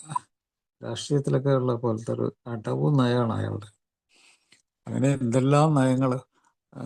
ഇപ്പോൾ സത്യസന്ധത അയാൾക്ക് ആവശ്യമുള്ള സാധനമെന്ന് അയാൾ വിചാരിക്കുന്നില്ല. ഒരു സാമാന്യ ബുദ്ധിയിലൂടെ സാധാരണ ആൾക്കാർ പെരുമാറുന്നതൊന്നും അയാളുടെ ആവശ്യമായിട്ട് അയാൾക്ക് ഈ നിഷേധം കൊണ്ടും അതുപോലെ ഈഗോ, അഹന്ത കൊണ്ടും അയാൾക്കത് തോന്നാറില്ല. വിനയത്തിൻ്റെ തീരെ ആവശ്യം അയാൾക്ക് തോന്നാറില്ല. കാരണം അയാൾ മറ്റുള്ളവരെ പോലെ അത്ര മോശക്കാരനല്ലല്ലോ. അപ്പോൾ ഈ കമ്പാരിസൺ കൊണ്ടാണ് അയാൾ ജീവിക്കുന്നത്. മറ്റുള്ളവരുടെ ഇടയിൽ അയാൾ ജീവിക്കുന്നത് കമ്പാരിസണിലാണ്. അതിൽ കൂടി എത്രയോ മരണങ്ങൾ ഉണ്ടായിട്ടുണ്ട് ഈ കമ്പാരിസണിൽ തന്നെ. അത് മദ്യം ഉള്ളിലേക്ക് കൂടുതൽ അളവിൽ ചെന്നാൽ ആ കമ്പാരിസൺ പുറത്തേക്ക് ചാടും. അങ്ങനെയാണ് രണ്ട് സുഹൃത്തുക്കൾ ഒരുമിച്ച് കുടിക്കാൻ പോയിട്ട് ഒരാളുടെ നെഞ്ചിലേക്ക് ഒരു കത്തി ഇറക്കുന്നത്. അതാണ്. അത് സംഭാഷണത്തിൽ പ്രശ്നങ്ങൾ വരുന്നു, തലച്ചോറിൽ കുഴപ്പമുണ്ടാകുന്നു, ശത്രുത വരുന്നു, കോപം വരുന്നു, വയലൻ്റ് ആവുന്നു, കൊല്ലുന്നു. എന്തുകൊണ്ടാണ്? അവൻ എന്നെ അപമാനിച്ചു. രണ്ടുപേരും ഒരേപോലത്തെ സംഭവം. എന്ത് അപമാനമാണുള്ളത് അവിടെ? അവിടെ അവിടെ സംഭവിക്കുന്ന കാര്യം ഇതൊക്കെയാണ്. അപ്പോൾ വൈകാരിക അവസ്ഥകളിലുള്ള ആ ഒരു ഇത് നോക്കുക. അതൊക്കെ ഒരു ഉപബോധ മനസ്സുണ്ടല്ലോ, ആ മനസ്സിൽ ഈ കമ്പാരിസൺ നടന്നുകൊണ്ടിരിക്കുകയാണ്. അതുകൊണ്ടാണ് ഇയാൾ ഇങ്ങനെ മരണം വരെ ഈ തർക്ക വിഷയങ്ങളിൽ ഏർപ്പെട്ടുകൊണ്ടിരിക്കുന്നത്. അതുകൊണ്ടാണ്. എത്ര ഭംഗിയായിട്ടാണ് ആൽക്കഹോളിക്സ് അനോണിമസിൽ ആ ഒരു മുന്നറിയിപ്പ് കൊടുത്തേക്കണേ. തർക്ക വിഷയങ്ങളിൽ ഏർപ്പെടരുത്. എത്ര ഭംഗിയായിട്ടെന്നറിയും. ഇപ്പോൾ അത് പറയുമ്പോൾ ചിലപ്പോൾ ആളുകൾക്ക് മനസ്സിലാവുന്നുണ്ടാവും. തർക്ക വിഷയങ്ങളിൽ ഏർപ്പെടരുത്. അത് ശരിക്കും മധ്യാസത്തിൻ്റെ ഈ ശരീരം മാത്രമല്ല, മനസ്സ്, the entire mind, behaviour, emotions എല്ലാം തന്നെ സ്റ്റേബിൾ അല്ലാതെ അത് ഇങ്ങനെ ഇതായിട്ട് ഇങ്ങനെ ഒഴുകിക്കൊണ്ടിരിക്കുകയാണ്. അതിങ്ങനെ ഇപ്പോൾ ചിലപ്പോൾ ചില സമയത്ത് തോന്നുന്നു ഒരാളെ കൊല്ലണം തോന്നും, അല്ലെങ്കിൽ ചിലപ്പോൾ തോന്നുന്നു മരിക്കണം തോന്നും. അങ്ങനെ ഇമോഷൻസ് ഇങ്ങനെ അൺസ്റ്റേബിളായിട്ട് വന്നുകൊണ്ട്, അത് എന്തുകൊണ്ടാണെന്ന് വെച്ചാൽ രണ്ട് തരത്തിലാണ്. ഒന്ന്, അത് ഈ ആൽക്കഹോളിൻ്റെ വിഡ്രോയൽ വരുമ്പോൾ മാനസിക രോഗത്തിന് തുല്യമാണത്. അശരീരികൾ ഉണ്ടാകാം, ഇലൂഷൻ ഉണ്ടാകാം, മിഥ്യാധാരണകൾ ഉണ്ടാകാം, മിഥ്യാബോധം ഉണ്ടാകാം. അതിൻ്റെ പെരുമാറ്റം, എൻ്റെ ബോഡിയുടെ പെരുമാറ്റം അനിയന്ത്രിതവും അസാധാരണവുമായിരിക്കും. അപ്പോൾ വിഡ്രോയൽ, വെർണിക്കേസ് എൻകെഫലോപ്പതി എന്ന് പറഞ്ഞ ഒരു അവസ്ഥയുണ്ട്. എന്ന് വെച്ചാൽ ശരീരത്തിൽ തലച്ചോറിന് വേണ്ട വളരെ പ്രധാനപ്പെട്ട വൈറ്റമിനുകൾ അതിൻ്റെ അഭാവം വന്നു കഴിഞ്ഞാൽ തലച്ചോറിന് കേടുപറ്റി അത് ദ്രവിച്ചു പോകാൻ തുടങ്ങും. അതിൻ്റെ ഇലക്ട്രിസിറ്റി കണ്ടക്ട് ചെയ്യുന്ന അതിൻ്റെ മൈലിൻ, അതിൻ്റെ വൈറ്റ് മാറ്റർ, അതൊക്കെ നശിച്ചു പോകാൻ തുടങ്ങും. ഷോർട്ടടിക്കും, ഇലക്ട്രിസിറ്റി ഷോർട്ടടിച്ചു പോകും. അപസ്മാരം വരാം. ഈ വെർണിക്കേസ് എൻകെഫലോപ്പതിയിൽ അത് ഇപ്പോൾ ഈ കഴിഞ്ഞ ദിവസം ഞാൻ പോകുന്ന റീഹാബ് സെൻറ്ററിൽ ഇന്ന് ഞാൻ അയാളെ പറ്റി വിളിച്ചു ചോദിച്ചു. അയാൾ ബെറ്ററായെന്ന് പറഞ്ഞു. എന്താണെന്നറിയോ? ഞാൻ ചോദിച്ചു, താങ്കൾ എന്നാണ് ഇവിടെ വന്നത്, എപ്പോഴാണ് വന്നത്? അപ്പോൾ പറഞ്ഞ്, ഭാര്യയും മക്കളുമായിട്ടാണ് ഞാനിവിടെ വന്നത്, അവരൊക്കെ ഹോട്ടലിൽ ഭക്ഷണം കഴിച്ചു പോയി. ഇയാള് അവിടെ മലമൂത്രമൊക്കെ അറിയാതെ പോയിട്ട് കട്ടിൽ കിടക്കുകയാണ്. അപ്പോൾ ഭാര്യയുടെ മക്കളെ കൂടെ വന്ന ആളാണ് അയാൾ. അവർ ഭക്ഷണം കഴിച്ചു പോയി, ഇയാൾ ഇവിടെ കിടക്കുകയാണ്. അപ്പോൾ എന്താണ് സംഭവം? അയാളുടെ ഓർമ്മകൾ പ്രവർത്തിക്കുന്നില്ല. എവിടെയാണ്, എന്താണെന്നുള്ളത് പ്രവർത്തിക്കുന്നില്ല. ചോദ്യത്തിനൊക്കെ നല്ല ഭംഗിയായിട്ടുള്ള ഉത്തരമുണ്ട്. ആ ഉത്തരം കഥകളായിട്ട് അയാൾ പറയാണ്. ഇങ്ങനെ പറയുന്നതിൻ്റെ പേരാണ് കൺഫാബുലേഷൻ. ഇംഗ്ലീഷിൽ ഇത് എവിഡൻസ് ആണ്, തെളിവാണ്. കൺഫാബുലേഷൻ, കഥകൾ വിനയുക. ഒരാൾക്ക് തലച്ചോറിൽ ഓർമ്മശക്തി ഇല്ല, അത് എന്തൊക്കെയാണ്, ഏതൊക്കെയാണ്, അതിൻ്റെ കണ്ടന്റ് എന്തൊക്കെയാണ്, സിറ്റുവേഷൻ അറിയാൻ പാടില്ലെങ്കിൽ അയാൾ ഇല്ലാ കഥ ഉണ്ടാക്കി പറയും. അങ്ങനത്തെ ഒരു കഥ പറച്ചിലാണത്. അപ്പോൾ അതിന് വൈറ്റമിൻ B1 വളരെയധികം കുറഞ്ഞു പോയി കാണും ആ ആൾക്ക്. അപ്പോൾ ഞങ്ങൾ ഒരു 300 മില്ലിഗ്രാം വീതം വൈറ്റമിൻ B1 ഇഞ്ചക്ഷൻ കൊടുക്കാൻ ഞാൻ പറഞ്ഞു. നമ്മുടെ അവിടുത്തെ നേഴ്സ്, അവനൊരു മെയിൽ നേഴ്സാണ്, അവന് മിടുക്കനാ. അവന് ആ ഇഞ്ചക്ഷൻ കറക്റ്റായിട്ട് ഒരു 3-4 ദിവസം കൊടുത്തപ്പോൾ തന്നെ ഇവന്താ സ്ഥലകാല ബോധം വന്നു, ഇന്ന സ്ഥലത്താണെന്ന് മനസ്സിലായി. അപ്പോൾ ആരൊക്കെയാണ് ചുറ്റും നിൽക്കണമെന്നൊക്കെ അറിയാം. അപ്പോൾ ഭക്ഷണമൊക്കെ കഴിക്കാൻ തുടങ്ങിയിട്ടുണ്ട്. ഇനിയും ശരിയാവും. അപ്പോൾ നോക്കുക, ഇതൊക്കെ ഇത് അത്ഭുതം തന്നെയാണ് ഇതൊക്കെ. അത്ഭുതങ്ങളാണ് ഇതൊക്കെ. ഇത് അങ്ങനെ ചികിത്സിച്ച് മാറ്റാവുന്ന സൂക്കേടാണിത്. പക്ഷെ ആ ചികിത്സ എന്ന് പറഞ്ഞാൽ ഒത്തിരി ഒത്തിരി കടമ്പകൾ കടന്നു പോകണം. ഇപ്പോൾ ഇത് ഞാൻ പറഞ്ഞല്ലോ, 3-4 തരം അതിതീവ്രമായ മാനസിക രോഗങ്ങൾ, ബൈപ്പോളർ ഡിസീസ്, വിഷാദരോഗം. വിഷാദരോഗം നീണ്ടു നിൽക്കാൻ അനുഭവിച്ചാൽ ആത്മഹത്യ ചെയ്യും. ചികിത്സയിലാണെങ്കിലും ചിലപ്പോൾ മരിച്ചു പോവും. അയാളെ ശരിക്കും മനസ്സിലാക്കി അയാൾക്ക് മരുന്ന് കൊടുക്കണം. അല്ലെങ്കിൽ ഉന്മാദത്തിൻ്റെ ഉള്ളിൽ അയാളോട് തർക്കിച്ചുകൊണ്ടിരിക്കരുത്. തർക്കിച്ചു കഴിഞ്ഞാൽ ചിലപ്പോൾ അടുത്ത് കിടക്കണ കസര എടുത്ത് അടിച്ച് ചിലപ്പോൾ കൊന്നുകളയും. അപ്പോൾ ഉന്മാദ രോഗം വരാം, ഷിസോഫ്രീനിയ വരാം. ഷിസോഫ്രീനിയ വന്നു കഴിഞ്ഞാൽ പാരനോയിഡ് ഐഡിയ എന്ന് പറഞ്ഞാൽ ഇയാൾ എൻ്റെ ശത്രുവാണ്, ഇയാൾ എന്നെ കൊല്ലാൻ വന്നേക്കുവാണ്, അങ്ങനെയൊക്കെ ചിന്ത. നിങ്ങൾ വിചാരിക്കുന്ന മദ്യപാനം നിസ്സാര രോഗമാണ്, അതുകൊണ്ട് ഇങ്ങനെയൊന്നും വരൂലെന്ന് വിചാരിക്കരുത്. ഇഷ്ടം പോലെ ആൾക്കാർ ഇപ്പോൾ കുതിരവട്ട ആശുപത്രിയിൽ ഞാൻ ജോലി ചെയ്തിട്ടുണ്ട്. അവിടെ നിന്ന് ചാടിപ്പോയിട്ട് വീട്ടിലുള്ള സ്വന്തക്കാരെ വെട്ടി കൊലപ്പെടുത്തിയിട്ട് അവിടെ വന്ന് പോലീസ് പിടിച്ചോണ്ട് വന്ന ആളെ എനിക്കറിയാം. മനസ്സിലായില്ല. ഷിസോഫ്രീനിയ വന്ന ഒരു സ്ത്രീ സെല്ലിൻ്റെ ഉള്ളിൽ കിടന്നിട്ട് മലം പാത്രത്തിലെടുത്ത് ഭക്ഷണം ആയിട്ട് കഴിക്കും. അത് വെച്ച് അതിലെ പോകുന്ന ആൾക്കാർ എറിയുന്നത് ഞാൻ കണ്ടിട്ടുണ്ട്. വളരെയധികം വസ്തുക്കൾ അഡിക്ഷനായിട്ടുണ്ടായിട്ടുള്ള ഒരാൾ ഒരു നായ്ക്കൂട് പോലെയുള്ള ഒരു ചെറിയ ഒരു സെല്ലിൻ്റെ ഉള്ളിൽ അയാളുടെ ബന്ധുക്കളൊക്കെ കോടീശ്വരന്മാരാണ്. അയാൾ അതിൻ്റെ ഉള്ളിൽ കിടന്ന് മലമൂത്ര വിസർജൻ ഭക്ഷിച്ച് അവിടെ കിടന്ന് മരിച്ചേ ഞാൻ കണ്ടിട്ടുണ്ട്. അപ്പോൾ ഞാൻ പറയും, ദിസ് എ വെരി സീരിയസ്, വളരെ അങ്ങേയറ്റത്തെ മോശപ്പെട്ട രോഗമാണ്. അത് ആർക്കാ വരുന്നത്, എങ്ങനെ മരിക്കണമെന്നും ആർക്കും പറയാൻ പറ്റില്ല. അപ്പോൾ ഈ രോഗം, അതിനെപ്പറ്റി ഒരു അല്പം അറിവ് കിട്ടിയ ഒരു സാധാരണക്കാരൻ എന്താ ചെയ്യേണ്ടത്? അവൻ എത്രയും പെട്ടെന്ന് രക്ഷപ്പെടാൻ നോക്കണം. അതിനെപ്പറ്റിയുള്ള വിദ്യാഭ്യാസം ഉണ്ടാക്കണം, മനസ്സിലാക്കണം. ഈ പ്രോഗ്രാം വളരെ നിസ്സാരമാണ്. വിട്ടുനിൽക്കൽ എന്നുള്ളൊരു പരിപാടി. ആ വിട്ടുനിൽക്കൽ, മദ്യം വിട്ടു നിൽക്കുക, ഈ 90 ദിവസം വിട്ടു നിൽക്കുക.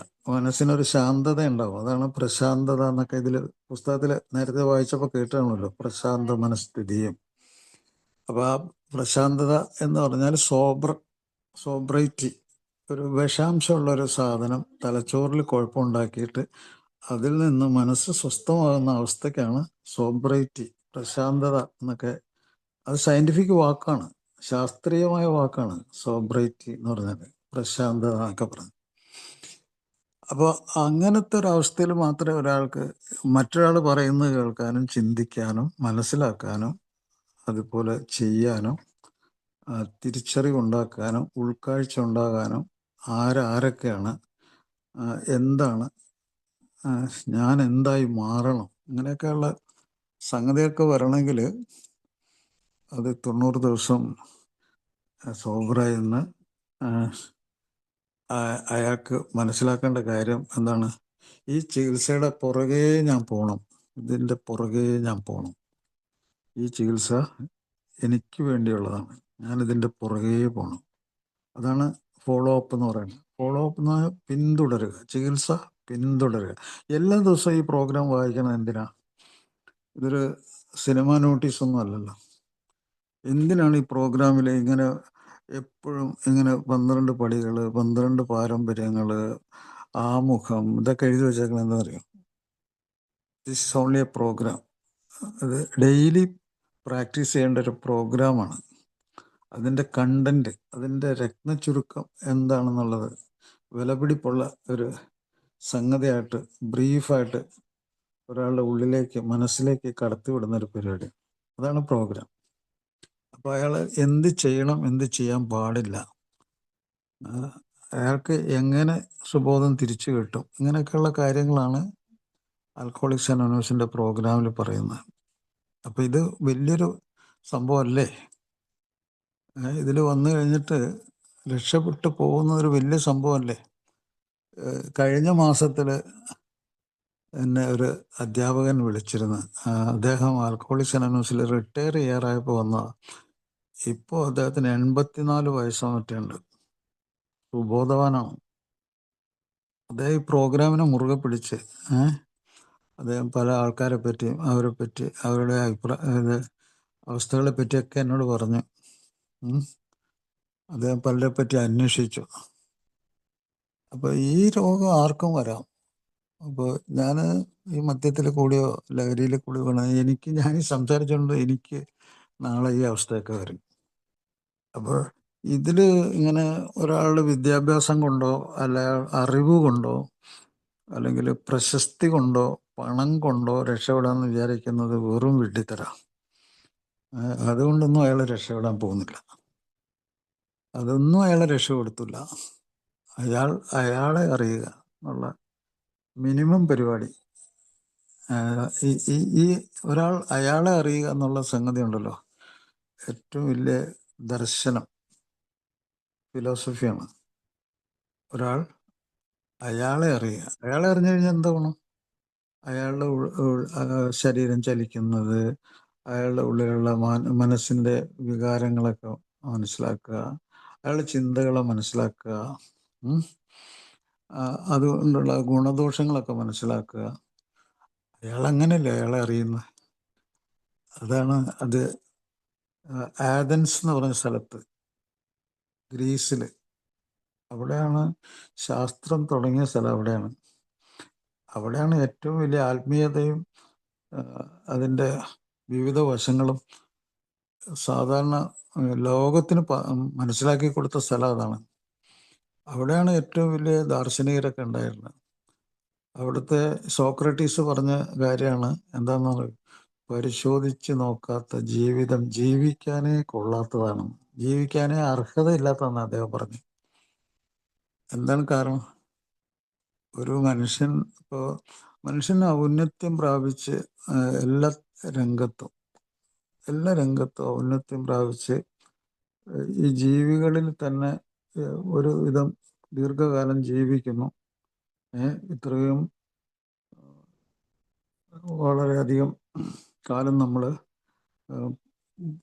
എങ്ങനെ മറ്റു ജീവികൾ എങ്ങനെ പെട്ടെന്ന് പെരിഷായി പോകും, പെട്ടെന്ന് എല്ലാത്തിനെയും അതിജീവിക്കാൻ ഉള്ള ബുദ്ധിമുട്ടുണ്ട്, അവർ നശിച്ചു പോകുന്നു.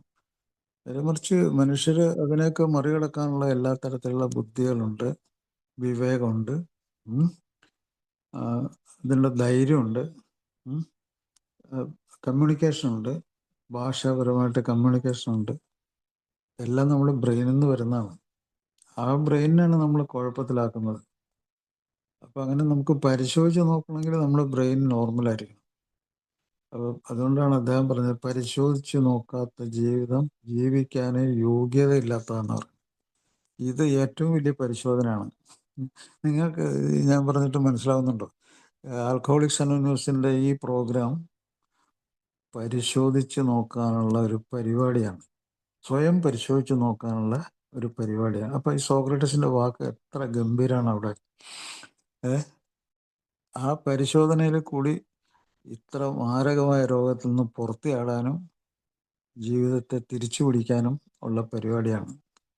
ശരിക്കും ഈ 38 വർഷമൊക്കെ ഈ എന്താണ് ചിന്തിച്ചിട്ടും പ്രവർത്തിക്കാതെ നടന്ന ആളെപ്പറ്റി നിങ്ങളൊന്ന് ആലോചിച്ച് നോക്കുക. ഇത് രോഗമെന്നൊക്കെ അയാൾക്കറിയാം, അയാളെ മനസ്സിലാക്കിയിട്ടുണ്ട്. പക്ഷെ അയാൾക്ക് അതിൻ്റെ ആവശ്യമില്ലെന്നാണ് അയാൾക്ക് തോന്നൽ. അയാൾക്ക് എല്ലാ കഴിവും ഉണ്ടെന്നാണ് അയാൾ. അപ്പോൾ ഇതിൽ ഇനിയിപ്പോൾ പഠിക്കാനുള്ള സംഗതി എന്ന് വെച്ചാൽ ഒറ്റ കാര്യമുള്ള സംഗതി, ശാരീരികം, മാനസികം, വൈകാരികം, നമ്മുടെ മനസ്സിനെ നമ്മൾ നമ്മുടെ കസ്റ്റഡിയിലാക്കണം. നമ്മുടെ കസ്റ്റഡിയിൽ നിന്ന്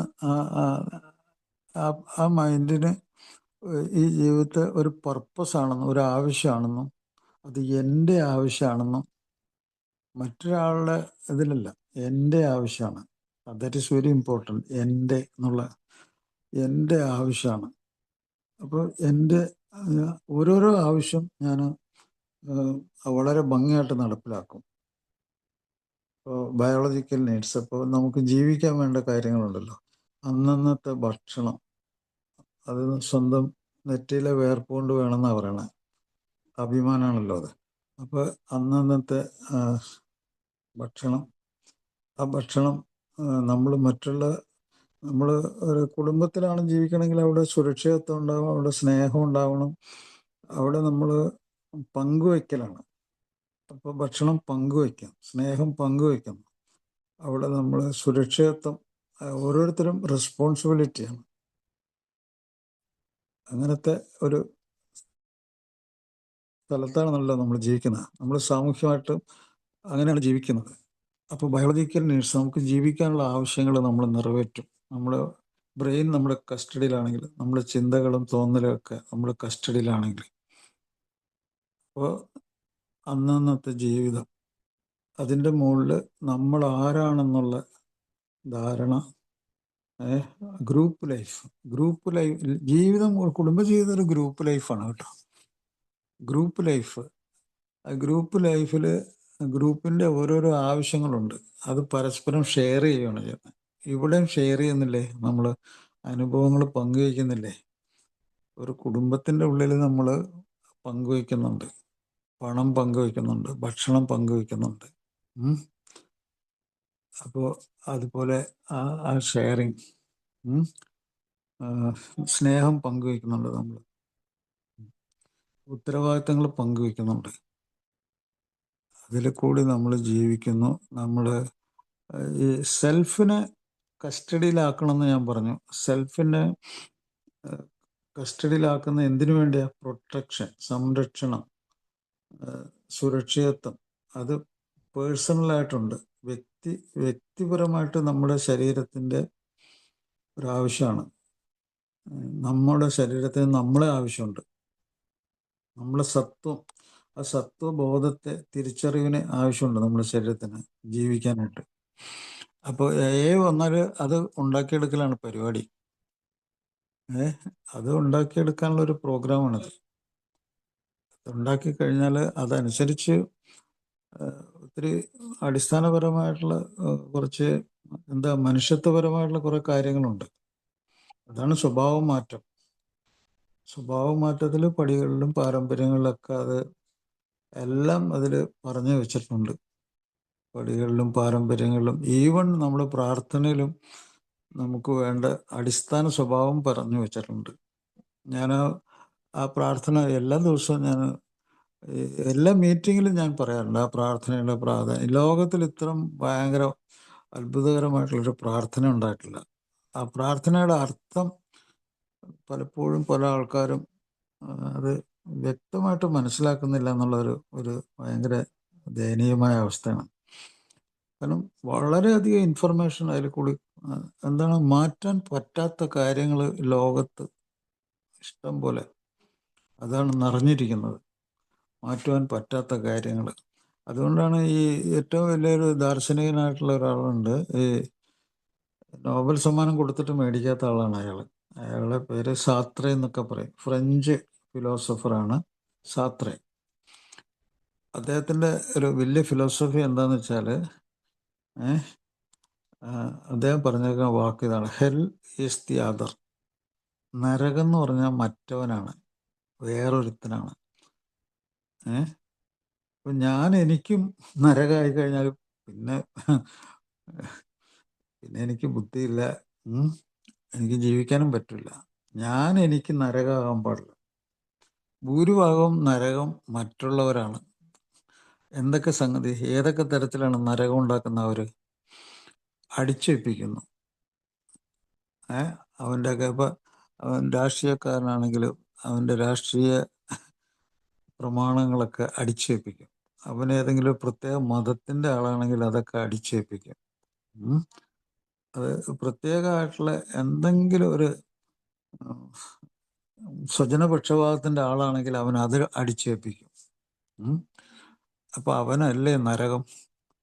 അപ്പോൾ അത് വളരെ കറക്റ്റാണ്. ഹെൽ ഈസ് ദി അതർ എന്ന് പറഞ്ഞാൽ മറ്റവനാണ് നരകം. നമ്മൾ സ്വയം നമുക്ക് നരകമാകാൻ പാടില്ല, പിന്നെ ജീവിതമില്ലല്ലോ. അപ്പോൾ ആൽക്കഹോളിസത്തിൽ പറ്റുന്ന സംഭവം അതാണ്. ഇതിലിപ്പോൾ ലോകത്തിലുള്ള സാധാരണ ബുദ്ധിയുള്ളവരും സാധാരണ ആൾക്കാരൊക്കെ മറ്റുള്ളവരെ പഠിപ്പിക്കാൻ നടക്കുവാണ്. ഇങ്ങനെ ആ, ഭയങ്കരമായിട്ട് അടിച്ചേൽപ്പിക്കുകയാണ് ഓരോ കാര്യങ്ങൾ. നമ്മൾ നമ്മുടേതായിട്ടുള്ള രീതിയിൽ സ്വന്തമായിട്ട് സ്വീകരിക്കാൻ പറ്റുന്ന കാര്യങ്ങൾ നമുക്ക് സ്വീകരിക്കാൻ പറ്റും. ഇല്ലെങ്കിൽ ഇപ്പം ഞാനീ പറയുന്നൊന്നും സ്വീകരിക്കാത്ത ആളാണെങ്കിൽ അതൊക്കെ വെറും ഇതായിട്ട് ബോഷ്കായിട്ട് തള്ളിക്കളയില്ലേ.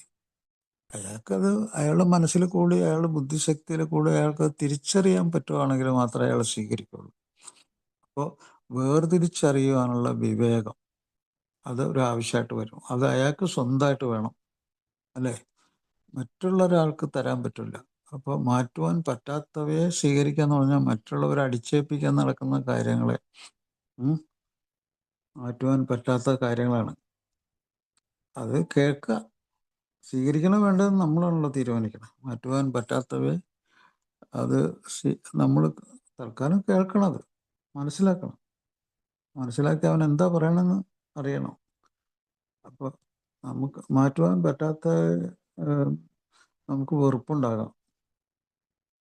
അപ്പം അതിനൊക്കെ ആ വെറുപ്പുണ്ടെങ്കിലോ നമ്മൾ തർക്ക വിഷയത്തിലേക്ക് പോയി പിന്നെ അത് തർക്കിച്ചുകൊണ്ടിരിക്കും. അതാണ് തർക്ക വിഷയങ്ങളിൽ ഏർപ്പെടുന്നത് പറയും. അപ്പോൾ മാറ്റുവാൻ പറ്റാത്തവയെ സ്വീകരിക്കുക. നമുക്ക് ചെയ്യാൻ പ്രാപ്തി കഴിവ് ഉള്ളത് ഒറ്റ കാര്യമുള്ളൂ, സ്വന്തമായിട്ട് മാറ്റുക. എൻ്റെ സ്വന്തം കാര്യത്തെ മാറ്റുക, എനിക്ക് വേണ്ടി ഞാൻ മാറ്റുക. അതാണ് ഉൾക്കാഴ്ച എന്നൊക്കെ പറയണത്. മാറ്റുവാൻ പറ്റുന്ന എനിക്ക് വേണ്ട കാര്യങ്ങൾ ഞാൻ മാറ്റും, എനിക്ക് ജീവിക്കാൻ വേണ്ടിയുള്ള കാര്യങ്ങൾ. ഈ രണ്ട് വൈരുദ്ധ്യങ്ങൾ ഇതിന് ശരിക്കും പ്രത്യേകിച്ച് ഈ പ്രാർത്ഥനയിൽ മനസ്സിലാക്കേണ്ട കാര്യമാണ്. അതിനെന്താ വേണ്ടത്? ഈ രണ്ട് കാര്യങ്ങളും രണ്ടായിട്ട് മനസ്സിലാക്കണമെങ്കിലും എനിക്ക് വേണ്ട കാര്യങ്ങൾ ഞാൻ മാറ്റണമെങ്കിലും എനിക്ക് എന്ത് വേണം? രണ്ട് കാര്യങ്ങൾ മതി. ഒന്ന് ധൈര്യം, കറേജ് ടു ചേഞ്ച്. മാറാനുള്ള ധൈര്യം വേണം. പല ആൾക്കാരും മാറാൻ മദ്യവും മറ്റു ലഹരികൾ അങ്ങ് പിടിച്ചു വലിച്ചുകൊണ്ടിരിക്കും. അതൊരു സ്വഭാവമാണ്. പിടിച്ചു വലിക്കുക എന്നുള്ളത് അതിൻ്റെ സ്വഭാവമാണ്. അപ്പോൾ ആ പിടിച്ചു വലി ഇല്ലാതിരിക്കണം. അത് ശരിക്കും മനസ്സിലാക്കാനുള്ളൊരു തലച്ചോറിൻ്റെ കഴിവുകൊണ്ടാണ് അത് രക്ഷപ്പെടുന്നത് നമുക്ക്. അതിലാണ് ധൈര്യം വരുന്നത്. ധൈര്യവും വേർതിരിച്ചറിയാനുള്ള വിവേകം ബുദ്ധിശക്തി. അപ്പോൾ ബുദ്ധിശക്തിയും ധൈര്യം കൊണ്ടാണ് നമ്മളെ മാറ്റുന്നത്. ഈ പ്രോഗ്രാമിൽ ഇത്രയും ഭംഗിയായിട്ട് എവിടുന്നെങ്കിലും ഏതെങ്കിലും ഒരു പുരോഹിതന്മാരുടെ അടുത്തുനിന്നോ പുണ്യപുരാണ പുസ്തകങ്ങളിൽ നിന്നോ എവിടുന്നെങ്കിലും നിങ്ങൾക്ക് ആർക്കെങ്കിലും ഇങ്ങനത്തെ ഒരു അറിവ് കിട്ടിയിട്ടുണ്ടോ? ഇത്ര ഭയങ്കര വളരെ വളരെ ഡീപ്പായിട്ടുള്ളൊരു അറിവ് കിട്ടിയിട്ടുണ്ടോ? അല്ലെങ്കിൽ ഒരു ഇൻഫർമേഷൻ. അതാണ് നമ്മളെ പ്രെയർ. ആ പ്രെയർ എപ്പോൾ വേണമെങ്കിലും ഉപയോഗിക്കാം. ഒരു സംഘർഷത്തിൻ്റെ സമയത്ത് ഏറ്റവും കൂടുതൽ ഉപയോഗിക്കാൻ പറ്റുന്ന ഒരു പ്രെയറാണ്. അവനവന് വേണ്ട ഒരു പ്രെയറാണത്. അതുപോലെ 12 പടികൾ, ഓരോ പടിയും നിങ്ങൾക്ക് ഇഷ്ടമുള്ള പടി നിങ്ങൾക്ക് സ്വയം വ്യാഖ്യാനിക്കാം, സ്വയം അർത്ഥം മനസ്സിലാക്കാം. അതിൻ്റെ ഉള്ളിലേക്ക് ഉള്ളിൻ്റെ ഉള്ളിൽ എന്താണ് ഉദ്ദേശിക്കണം എന്നുള്ളത് മനസ്സിലാക്കാം. ഇത് മനുഷ്യരാശി തുടക്കം മുതലേ മനസ്സിലാക്കിയിട്ടുള്ള പൊതുവായ കാര്യങ്ങൾ, ചില ദർശനങ്ങളൊക്കെയാണ്. അതിൽ ചില മതങ്ങളുടെയൊക്കെ സംഗതികളൊക്കെ ഉണ്ടാവാം. മതങ്ങൾ പറഞ്ഞിട്ടുള്ള മതാതീതമായ കാര്യങ്ങളാണ്. മതങ്ങൾ പറഞ്ഞിട്ടുള്ളത് പല സെൽഫിഷായിട്ടുള്ള സ്വാർത്ഥതയുള്ള ചില കാര്യങ്ങളുണ്ട്. ഇപ്പോൾ ചില മതങ്ങൾക്ക് മറ്റു മതങ്ങളെ ഇഷ്ടമല്ല, അതിൻ്റെ കുറ്റങ്ങളൊക്കെ പറയുകയൊക്കെ ചെയ്യും. ഇതങ്ങനെയല്ല. നമ്മൾ ഈ 12 പടികളിലുള്ളത് എല്ലാവർക്കും പൊരുത്തപ്പെടാൻ പറ്റുന്ന കാര്യങ്ങളാണ് പറഞ്ഞേക്കുന്നത്. അതിൽ ഒന്നാമത്തെ പടിയെ തന്നെ നമ്മൾ വ്യാഖ്യാനിച്ച് നോക്കുക. ഒന്നാമത്തെ, മദ്യത്തിന് മുന്നിൽ ഞങ്ങൾ ശക്തിഹീനരാണ്.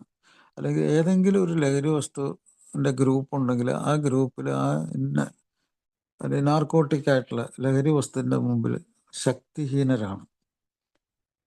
അതിൻ്റെ രണ്ടാമത്തെ ഭാഗത്തിൽ അതിൻ്റെ കാരണം പറയുന്നുണ്ട്, അതിൻ്റെ എവിഡൻസ് പറയുന്നുണ്ട്, തെളിവ് പറയുന്നുണ്ട്. അതിൻ്റെ കാരണം എന്താണ്? ശക്തിഹീനരാണ്. കാരണം ജീവിതം അനിയന്ത്രിതമായി പോയി. അതിൻ്റെ ഉള്ളിൽ ജീവിച്ചപ്പോൾ ജീവിതം കൊണ്ടു നടക്കാൻ പറ്റാത്ത രീതിയിൽ ആയി മാറിപ്പോയി. അൺമാനേജബിൾ, അൺകൺട്രോളബിൾ. അങ്ങനത്തെ ഒരവസ്ഥ ഉണ്ടായി. അതൊരു സ്റ്റേറ്റ്മെന്റ്, ഒരു പ്രസ്താവനയാണ്. ആ പ്രസ്താവനയിലുള്ള സത്യമാണ് നമ്മൾ മനസ്സിലാക്കുന്നത്. ട്രൂത്ത് വാല്യൂ എന്ന് പറയും.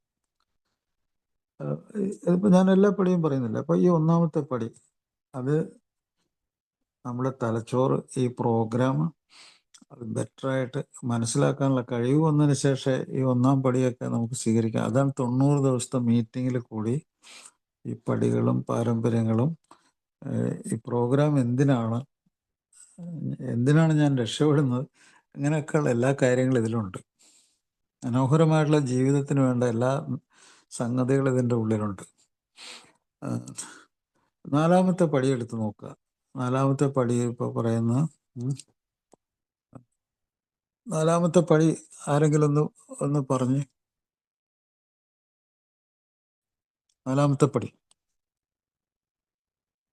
അതിസൂക്ഷ്മതയും ഭയം കൂടാതെയും താങ്കളുടെ ധാർമ്മിക നിലവാരത്തെ വിലയിരുത്തും. കറക്റ്റ്. അതിസൂക്ഷ്മത. അപ്പോൾ ആ വാക്കുകൾ നമ്മൾ ഓർക്കണം. അതിസൂക്ഷ്മതയോടെയും ഭയം കൂടാതെയും ധാർമ്മിക നിലവാരത്തെ വിലയിരുത്തി. ഓരോ വാക്കും വളരെ ഇമ്പോർട്ടൻ്റാണ്. എന്താണ് ഈ അതിസൂക്ഷ്മത? നമ്മൾ മദ്യാസക്തി എന്ന് പറഞ്ഞാൽ അഡിക്ഷനാണ് നമ്മൾ പറഞ്ഞു. ഈ അഡിക്ഷൻ ആകുമ്പോഴത്തേക്കും നമുക്ക് പറ്റാവുന്ന ഏറ്റവും വലിയ പ്രശ്നം എന്ന് വെച്ചാൽ ഈ അതിസൂക്ഷ്മത. നമ്മൾക്ക് വേണ്ടി സത്യസന്ധനായിരിക്കണം, നമ്മളോട് സത്യസന്ധനായിരിക്കണം. നമ്മളെ ചതിക്കാൻ നമുക്ക് പറ്റില്ല. നമ്മൾ ചതിക്കുകയാണെങ്കിൽ നമുക്ക് ബുദ്ധിശക്തി പോയി, നമുക്ക് എന്തോ മാരകമായിട്ടുള്ള ഒരു അവസ്ഥ വരാൻ പോവാണ്. അയാളെ തന്നെ ഉപദ്രവിക്കാൻ പോവാണെങ്കിൽ അയാൾക്ക് കാര്യമായിട്ടുള്ള പ്രശ്നമുണ്ട്, അല്ലേ? അപ്പോൾ അതിസൂക്ഷ്മത എന്ന് പറയുന്നത്, കൂടുതലും ഈ സൂക്ഷ്മത, ഈ അഡിക്ഷൻ, ഈ രോഗത്തിൽ നഷ്ടപ്പെടുന്നത് സത്യം പറയുന്നതിലാണ്.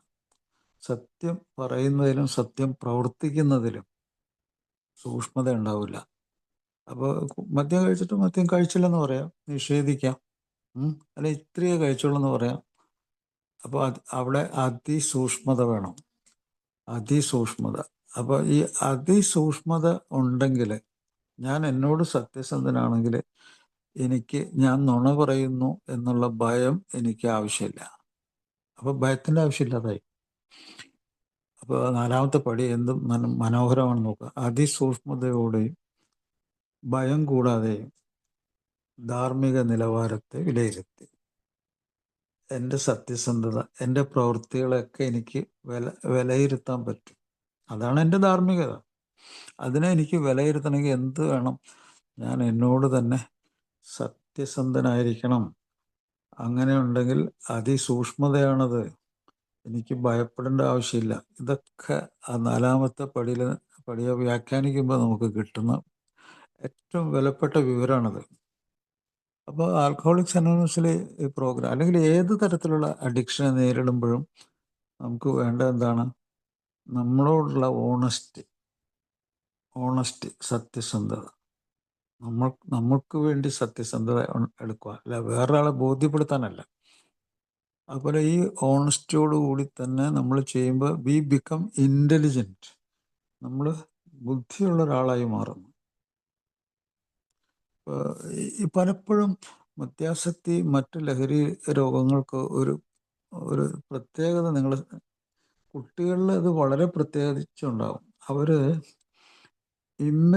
മെച്യൂരിറ്റി, പക്വതയില്ലാത്ത ഒരു സ്വഭാവ രീതി സ്വീകരിക്കുന്നു. പക്വതയില്ലാത്ത, അവരുടെ പ്രായത്തിനും അവരുടെ ചുറ്റുപാടിൻ്റെ അനുസരിച്ചുള്ള ഒരു പക്വത ഇല്ലാത്ത ഇമ്മെച്യൂരിറ്റി എന്ന് പറയും.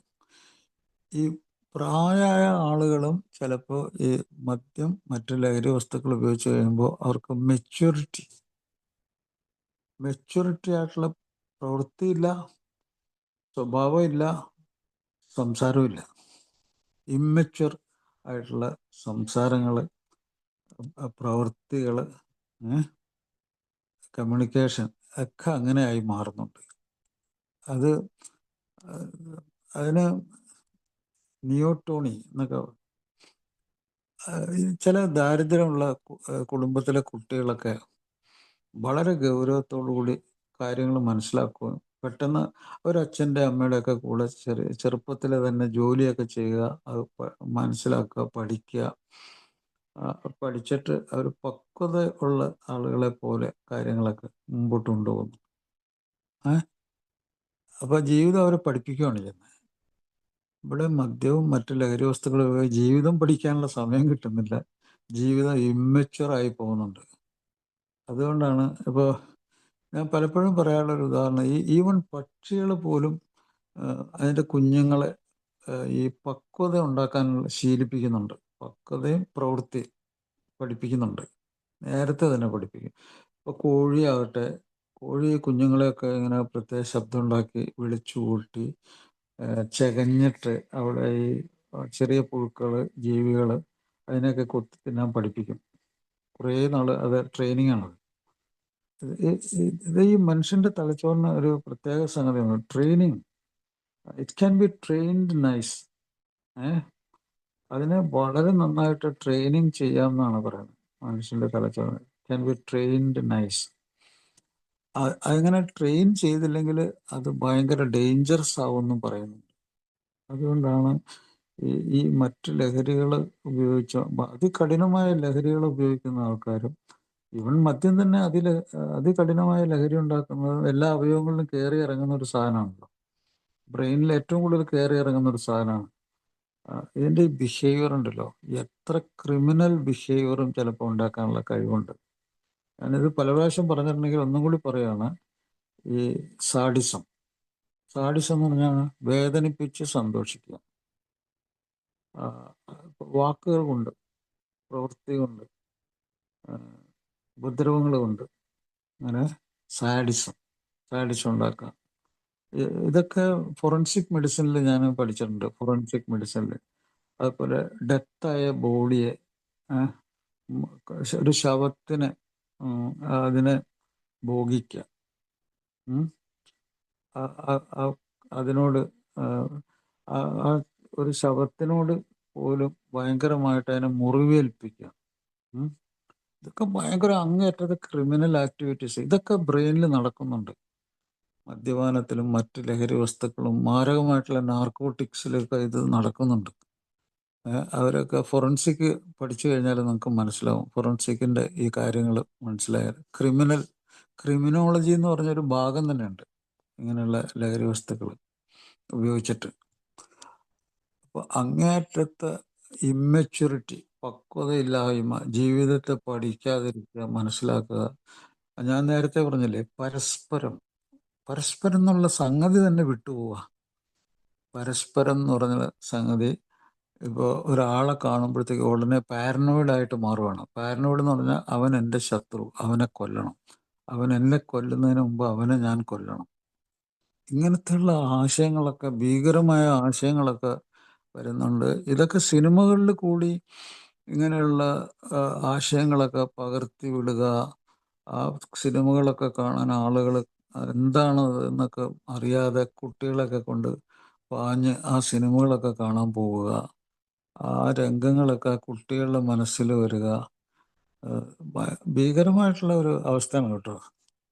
വളരെ അതിഭീകരമാണ്. ഡ്രഗ്സ് ഉപയോഗിക്കുന്നതും അതിനെ പറ്റിയൊക്കെയുള്ള അതിൻ്റെ ക്രൈം ഉണ്ടാക്കുന്നതൊക്കെയുള്ള സിനിമകൾ ധാരാളം കുട്ടികളിലേക്ക് എത്തിയിട്ട് പല കുട്ടികൾക്കും അതെന്തൊരു പ്രത്യേക പ്ലഷർ ഉണ്ടാക്കുന്ന സംഗതികളാണെന്നൊക്കെ വിചാരിച്ച് എത്ര കുട്ടികളുടെ സൂയിസൈഡ് കൂടുതലാണെന്നാണ് ഇപ്പോൾ ലേറ്റസ്റ്റ് റിപ്പോർട്ട്.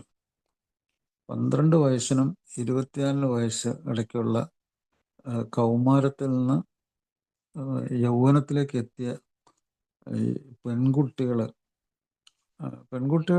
എന്ന് പ്രത്യേകം എടുത്തു പറയാൻ കാരണം വെച്ചാൽ ഇമ്മച്യൂരിറ്റി, പക്വതയില്ലായ്മ കൂടുതൽ ഉള്ള ഇതാണ് പെൺകുട്ടികൾക്ക്. അപ്പോൾ അങ്ങനെയുള്ള കുട്ടികളുടെ സൂയിസൈഡ് ഭയങ്കര കൂടുതലാണെന്ന് ഭയങ്കര റിപ്പോർട്ടുണ്ട് ഇപ്പോൾ. ഒരു ഗവേഷണത്തിൽ അവർ പറയുന്നു ഭയങ്കരമായിട്ടുള്ള സൂയിസൈഡൽ ഡെത്ത് ഇങ്ങനെയുള്ള ഇതിൽ നടക്കുന്നുണ്ട്. അപ്പോൾ നമ്മുടെ ഈ പ്രോഗ്രാം വളരെ മനോഹരമായ പ്രോഗ്രാമാണ്. ഇതിൽ പടികളും പാരമ്പര്യങ്ങളൊക്കെ സ്വന്തമായിട്ട് വ്യാഖ്യാനിക്കുകയും അർത്ഥം മനസ്സിലാക്കുകയും, എട്ടാമത്തെ പടി ഒന്ന് ഞാൻ പറഞ്ഞേക്കാം. എട്ടാമത്തെ പടി വളരെ ഗംഭീരമായ പടിയാണ്. ഗ്രൂപ്പ് ലൈഫ്, ഗ്രൂപ്പ് ജീവിതം. ഒരു ഗ്രൂപ്പിലുള്ള ആൾക്ക്, നമ്മുടെ വീട് ഒരു ഗ്രൂപ്പാണെന്ന് ഞാൻ പറഞ്ഞല്ലോ, അല്ലെങ്കിൽ നിങ്ങളുടെ ഫ്രണ്ട്ഷിപ്പ് ഒരു ഗ്രൂപ്പാണ്. അപ്പം ഒരു ഗ്രൂപ്പിലെ സർവൈവലിന് ഏറ്റവും ഭയങ്കരമായിട്ടുള്ള ഒരു ഉപകരണമാണ് ഈ എട്ടാമത്തെ പടി. എട്ടാമത്തെ പടി ഒരാൾ പറഞ്ഞോളൂ. ഞങ്ങൾ ഉപദ്രവിച്ചിട്ടുള്ള എല്ലാവരുടെയും ഒരു പട്ടിക തയ്യാറാക്കി അവരോടെല്ലാം പരിഹാരം ചെയ്യാൻ ഞങ്ങൾ തയ്യാറായി. എന്തൊരു മനോഹരമായിട്ടുള്ള ഒരു സംഗതിയാണ്. ഒരു ഗ്രൂപ്പ് ലൈഫ്, ഒരു ഫാമിലി ലൈഫ്. അത് ഫാമിലി ആകാം, ഫ്രണ്ട്ഷിപ്പ് ആകാം, എല്ലാം ഗ്രൂപ്പ് ലൈഫാണ്. ആ ഗ്രൂപ്പ് ലൈഫിൽ ഏറ്റവും അത്യാവശ്യമായിട്ടുള്ള ഒരു സംഗതിയാണ് ഉപദ്രവത്തിൽ നിന്ന് ഉള്ള മാനസിക സംഘർഷം. ആ ഉപദ്രവം വാക്കുകളുണ്ടാകാം, അല്ലെങ്കിൽ അവഹേളനങ്ങൾ കൊണ്ടാകാം, അസഭ്യങ്ങൾ കൊണ്ടുണ്ടാകാം, അല്ലെങ്കിൽ ഒരാളെ അടിമയാക്കാനുള്ള ഇതിൽ നിന്നുണ്ടാകാം, അയാളുടെ വ്യക്തിത്വത്തെ താഴ്ത്തി കെട്ടി പറഞ്ഞിട്ട് ഉണ്ടാകാം. പല കാരണങ്ങൾ കൊണ്ട് ഒരാളെ അങ്ങനെ ഉപദ്രവിക്കാൻ പറ്റും. ഉപദ്രവം പല റേഞ്ചിലുള്ള ഉപദ്രവമുണ്ട്. എന്തുകൊണ്ട് ഉപദ്രവിക്കുന്നു അങ്ങനെ? അങ്ങനെ അതിലുള്ള മരുന്നും ഈ സ്റ്റെപ്പ് നമ്മളെ പടികളിൽ തന്നെ ഉണ്ട്. എന്താണ് ഉപദ്രവിക്കാൻ? പല കാരണങ്ങളുണ്ട്. ഒന്ന്, ഉപദ്രവത്തിൽ ഒരു അഹന്ത, ഈഗോ, ഞാൻ സുപ്പീരിയർ, ഞാൻ കേമൻ എന്നുള്ള ഈഗോ, വിനയമില്ലായ്മ. എന്താണ് നമ്മളുടെ ബന്ധം, അതിനെപ്പറ്റിയുള്ള ഒരു ധാരണയില്ലായ്മ, ബന്ധത്തിൻ്റെ ശക്തിയെപ്പറ്റി അതൊരു ധാരണയില്ലായ്മ, സ്നേഹമില്ലായ്മ, അതുപോലെ ക്രിമിനാലിറ്റി, ഇതൊക്കെ ഉപദ്രവം ഉണ്ടാക്കും. അതൊക്കെ മദ്യവും മറ്റ് ലഹരികൾ ഉപയോഗിച്ചാൽ ഇതെല്ലാം ഓട്ടോമാറ്റിക്കായിട്ട് ബ്രെയിനിലേക്ക് അതൊക്കെ വരും. I have a thrill to kill എന്നാണ് 2 കുട്ടികൾ പറഞ്ഞത്. എന്താണ് ആ കുട്ടികൾ, അമേരിക്കയിലെ കുട്ടികൾ, അവരുടെ തൂക്കുമായിട്ട് ചെന്നിട്ട് സ്വന്തം ക്ലാസ്സിലെ കുട്ടികളെ, അധ്യാപകരെയൊക്കെ വെടിവെച്ച് വീഴ്ത്തി. അപ്പോൾ അവരെ ക്വസ്റ്റ്യൻ ചെയ്ത് പറഞ്ഞ I have got a thrill to kill എന്നാണ്. എനിക്ക് കൊലപാതകം നടത്താനുള്ള ഒരു ത്രില്ലുണ്ടെന്നാണ്, ഒരു അഭിനിവേശം. അത് ഇറ്റ്സ് എ ക്രിമിനൽ ആക്ടിവിറ്റി അല്ലേ? അപ്പോൾ അത് എന്തെല്ലാമാണ്, ഏതൊക്കെ രീതിയിലാണ് നമ്മുടെ ഈ മനസ്സിൻ്റെ, ബ്രെയിനിൻ്റെ പ്രവർത്തനം പോകുന്നത് നോക്കുക. അപ്പോൾ അതിന് നമുക്ക് എന്താണ് വേണ്ടത്? നമ്മൾ സ്നേഹം എന്താണെന്ന് നമുക്ക് ചെറുതിലേ മുതൽ നമ്മൾ ട്രെയിനിങ് വേണം. ഇപ്പോൾ ഒരു 2 വയസ്സുള്ള കുട്ടി ഒരു ഭക്ഷണ സാധനം എടുത്ത്, ഒരു പഴം എടുത്ത് അതിൻ്റെ അടുത്തിരിക്കുന്ന വേറൊരു കുട്ടിക്ക് കൊടുക്കുകയാണെങ്കിലോ, അത് ഭയങ്കര ഒരു ട്രെയിനിങ്ങാണ്. ഒരു ഭയങ്കര അതൊരു സ്വന്തമായിട്ട് അത് മനസ്സിലാക്കിയ ഒരു സംഗതിയാണ്. ഒരു മോറൽ ഇതാണ്, ഒരു സഹാനുഭൂതി, സ്നേഹം, അതിൻ്റെയൊക്കെ എവിഡൻസാണത്. ഒരു തിന്നാനുള്ള സാധനമാണെന്നും അതെടുത്ത് മറ്റേയാൾക്ക് കൊടുക്കുക എന്നുള്ളതാണ്. മറ്റൊരാളുടെ കളിപ്പാട്ടം വീണ് പോകുമ്പോൾ ആ കളിപ്പാട്ടം എടുത്തു കൊടുക്കുക. ഇതൊക്കെ ഉണ്ട്, കുട്ടികളുടെ ഉള്ളിൽ അതൊക്കെ ഉണ്ട്. അത് പറഞ്ഞു കൊടുക്കുകയും ചെയ്യാം. ഇല്ലെങ്കിൽ അങ്ങനെയൊക്കെ പറഞ്ഞു കൊടുക്കുകയും ചെയ്യാം. ഒരാൾക്ക് ഭക്ഷണം എടുത്ത് വേറെ കുട്ടിക്ക് കൊടുപ്പിക്കാം. It's A training. അപ്പോൾ അങ്ങനെയുള്ള ട്രെയിനിങ് കൊണ്ടാണ് നമ്മൾ പലപ്പോഴും നമ്മുടെ മനസ്സിൽ മാറ്റം വരുന്നത്. അപ്പോൾ ഈ ഉപദ്രവം ഉണ്ടാക്കി കഴിഞ്ഞാൽ 2 ആളുകളുടെ മനസ്സ് അൺസ്റ്റേബിളാവും. ആ ചിന്തകൾ, തോന്നലുകളൊക്കെ, ഇമോഷൻസൊക്കെ ഡിസ്റ്റർബ്ഡാവും. അത് ആരാണോ അത് ചെയ്ത ആൾ, ആർക്കാണോ അത് അനുഭവപ്പെട്ട്, 2 പേർക്ക് ഉപദ്രവം ഉണ്ടാവും. അപ്പോൾ ഞങ്ങൾ ഉപദ്രവിച്ചവർ പട്ടിക തയ്യാറാക്കി പരിഹാരം വെറും 2 സിമ്പിൾ വേർഡാണ്. എന്താണ്? എനിക്ക് തെറ്റുപറ്റി, ഐ വാസ് റോങ്, എനിക്ക് തെറ്റുപറ്റി എന്നുള്ള 2 വാക്കുകൊണ്ടല്ലോ എന്താണ് അത്ഭുതം നടക്കണമെന്നറിയോ? അവിടെ ഭയങ്കരമായിട്ടുള്ള മാനസികമായ മാറ്റങ്ങൾ 2 പേരിലും സംഭവിക്കുകയാണ്. അത് ശരീരം കൊണ്ട് അവർ പ്രകടിപ്പിക്കുകയാണെങ്കിൽ അത് വളരെ നന്നായി. അവർ അങ്ങനെ പറഞ്ഞ് ആലിംഗനം ചെയ്യുവാണെങ്കിൽ, അല്ലെങ്കിൽ ഷെയ്ക്ക് ഹാൻഡ് കൊടുക്കുകയാണെങ്കിൽ അത് ഭയങ്കരമായ മാറ്റം ഉണ്ടാക്കും. അത് വെറും ഒരു പ്രകടനമല്ലെന്നും അത് യാഥാർത്ഥ്യമാണെന്നും മനസ്സുകൊണ്ട് അത് ശരിയായി എന്നും മനസ്സിലാക്കി കഴിഞ്ഞാൽ വലിയ സംഭവമാണത്. അപ്പോൾ നമ്മൾ ഈ പ്രോഗ്രാമിലുള്ള വലിയൊരു സംഭവമാണത്. അപ്പോൾ കുഴപ്പം പിടിച്ച ഒരു മനസ്സാണ്, ആൽക്കഹോളിസത്തിൻ്റെ ഉള്ളിൽ ഒരു കുഴപ്പം പിടിച്ചൊരു മനസ്സാണ്. അതിൻ്റെ ഏറ്റവും വലിയ മരുന്നാണത്. ഒരു ഫസ്റ്റ് എയ്ഡാണത്. ഫസ്റ്റ് എയ്ഡ് മാത്രമല്ല, അതൊരു സ്ഥിരം ഒരു മരുന്നായിട്ട് മാറുന്ന ഒരു പരിപാടിയാണ്. അതുപോലെ 12ാമത്തെ പടിയിൽ നമ്മൾ ഈ പ്രോഗ്രാം ആത്മീയതയിൽ ഉറപ്പിച്ചു വെച്ചേക്കുവാണെന്ന് പറഞ്ഞല്ലോ, അതിൻ്റെ ഒരു എവിഡൻസ് ആണത്. നമ്മൾ ആത്മീയതയെക്കുറിച്ചൊക്കെ മനസ്സിലാക്കുന്നു, പഠിക്കുന്നു, നമ്മൾ സ്വയം മാറ്റുന്നു, സ്വയം ഉപദ്രവത്തിൽ നിന്ന് വിട്ടു നിൽക്കുന്നു, അതിന് മറ്റുള്ളവരെ സഹായിക്കുന്നു. അങ്ങനെയുള്ള നമ്മൾ ഈ സന്ദേശം മറ്റുള്ളവരിലേക്ക് എത്തിക്കുമ്പോൾ അതൊരു വലിയ ഒരു മഹത്തായ ഒരു പരിപാടിയാണത്. അത് നമ്മൾ ചെയ്യുമ്പോഴാണ് നമുക്ക് ശരിക്കും സ്പിരിച്വാലിറ്റി, ആത്മീയത എന്നുള്ളത് ഒരു കടമ, ഒരു കരുണ, ഒരു സ്നേഹം, ഒരു സഹാനുഭൂതി ഒക്കെ ആയിട്ട് മാറുമ്പോൾ അത് 12 സ്റ്റെപ്പായി മാറും. അപ്പോൾ ഇതൊക്കെ നമ്മൾ ഈ പ്രോഗ്രാം പഠിച്ചു കഴിഞ്ഞാൽ നമുക്ക് കിട്ടും. അപ്പോൾ ഈ പ്രോഗ്രാം വളരെ മഹത്തായ ഒരു പ്രോഗ്രാമാണെന്നും ഏറ്റവും മാരകമായ രോഗത്തിൻ്റെ ഏറ്റവും ലളിതമായ ഒരു ചികിത്സയാണെന്നും ഇതിൽ വന്ന എല്ലാ സുഹൃത്തുക്കൾക്കും മനസ്സിലാക്കാൻ ഒരു അനുഗ്രഹം ലഭിക്കട്ടെ എന്ന് പ്രാർത്ഥിക്കുന്നു. Thank you. Thank you sir, thank you so much.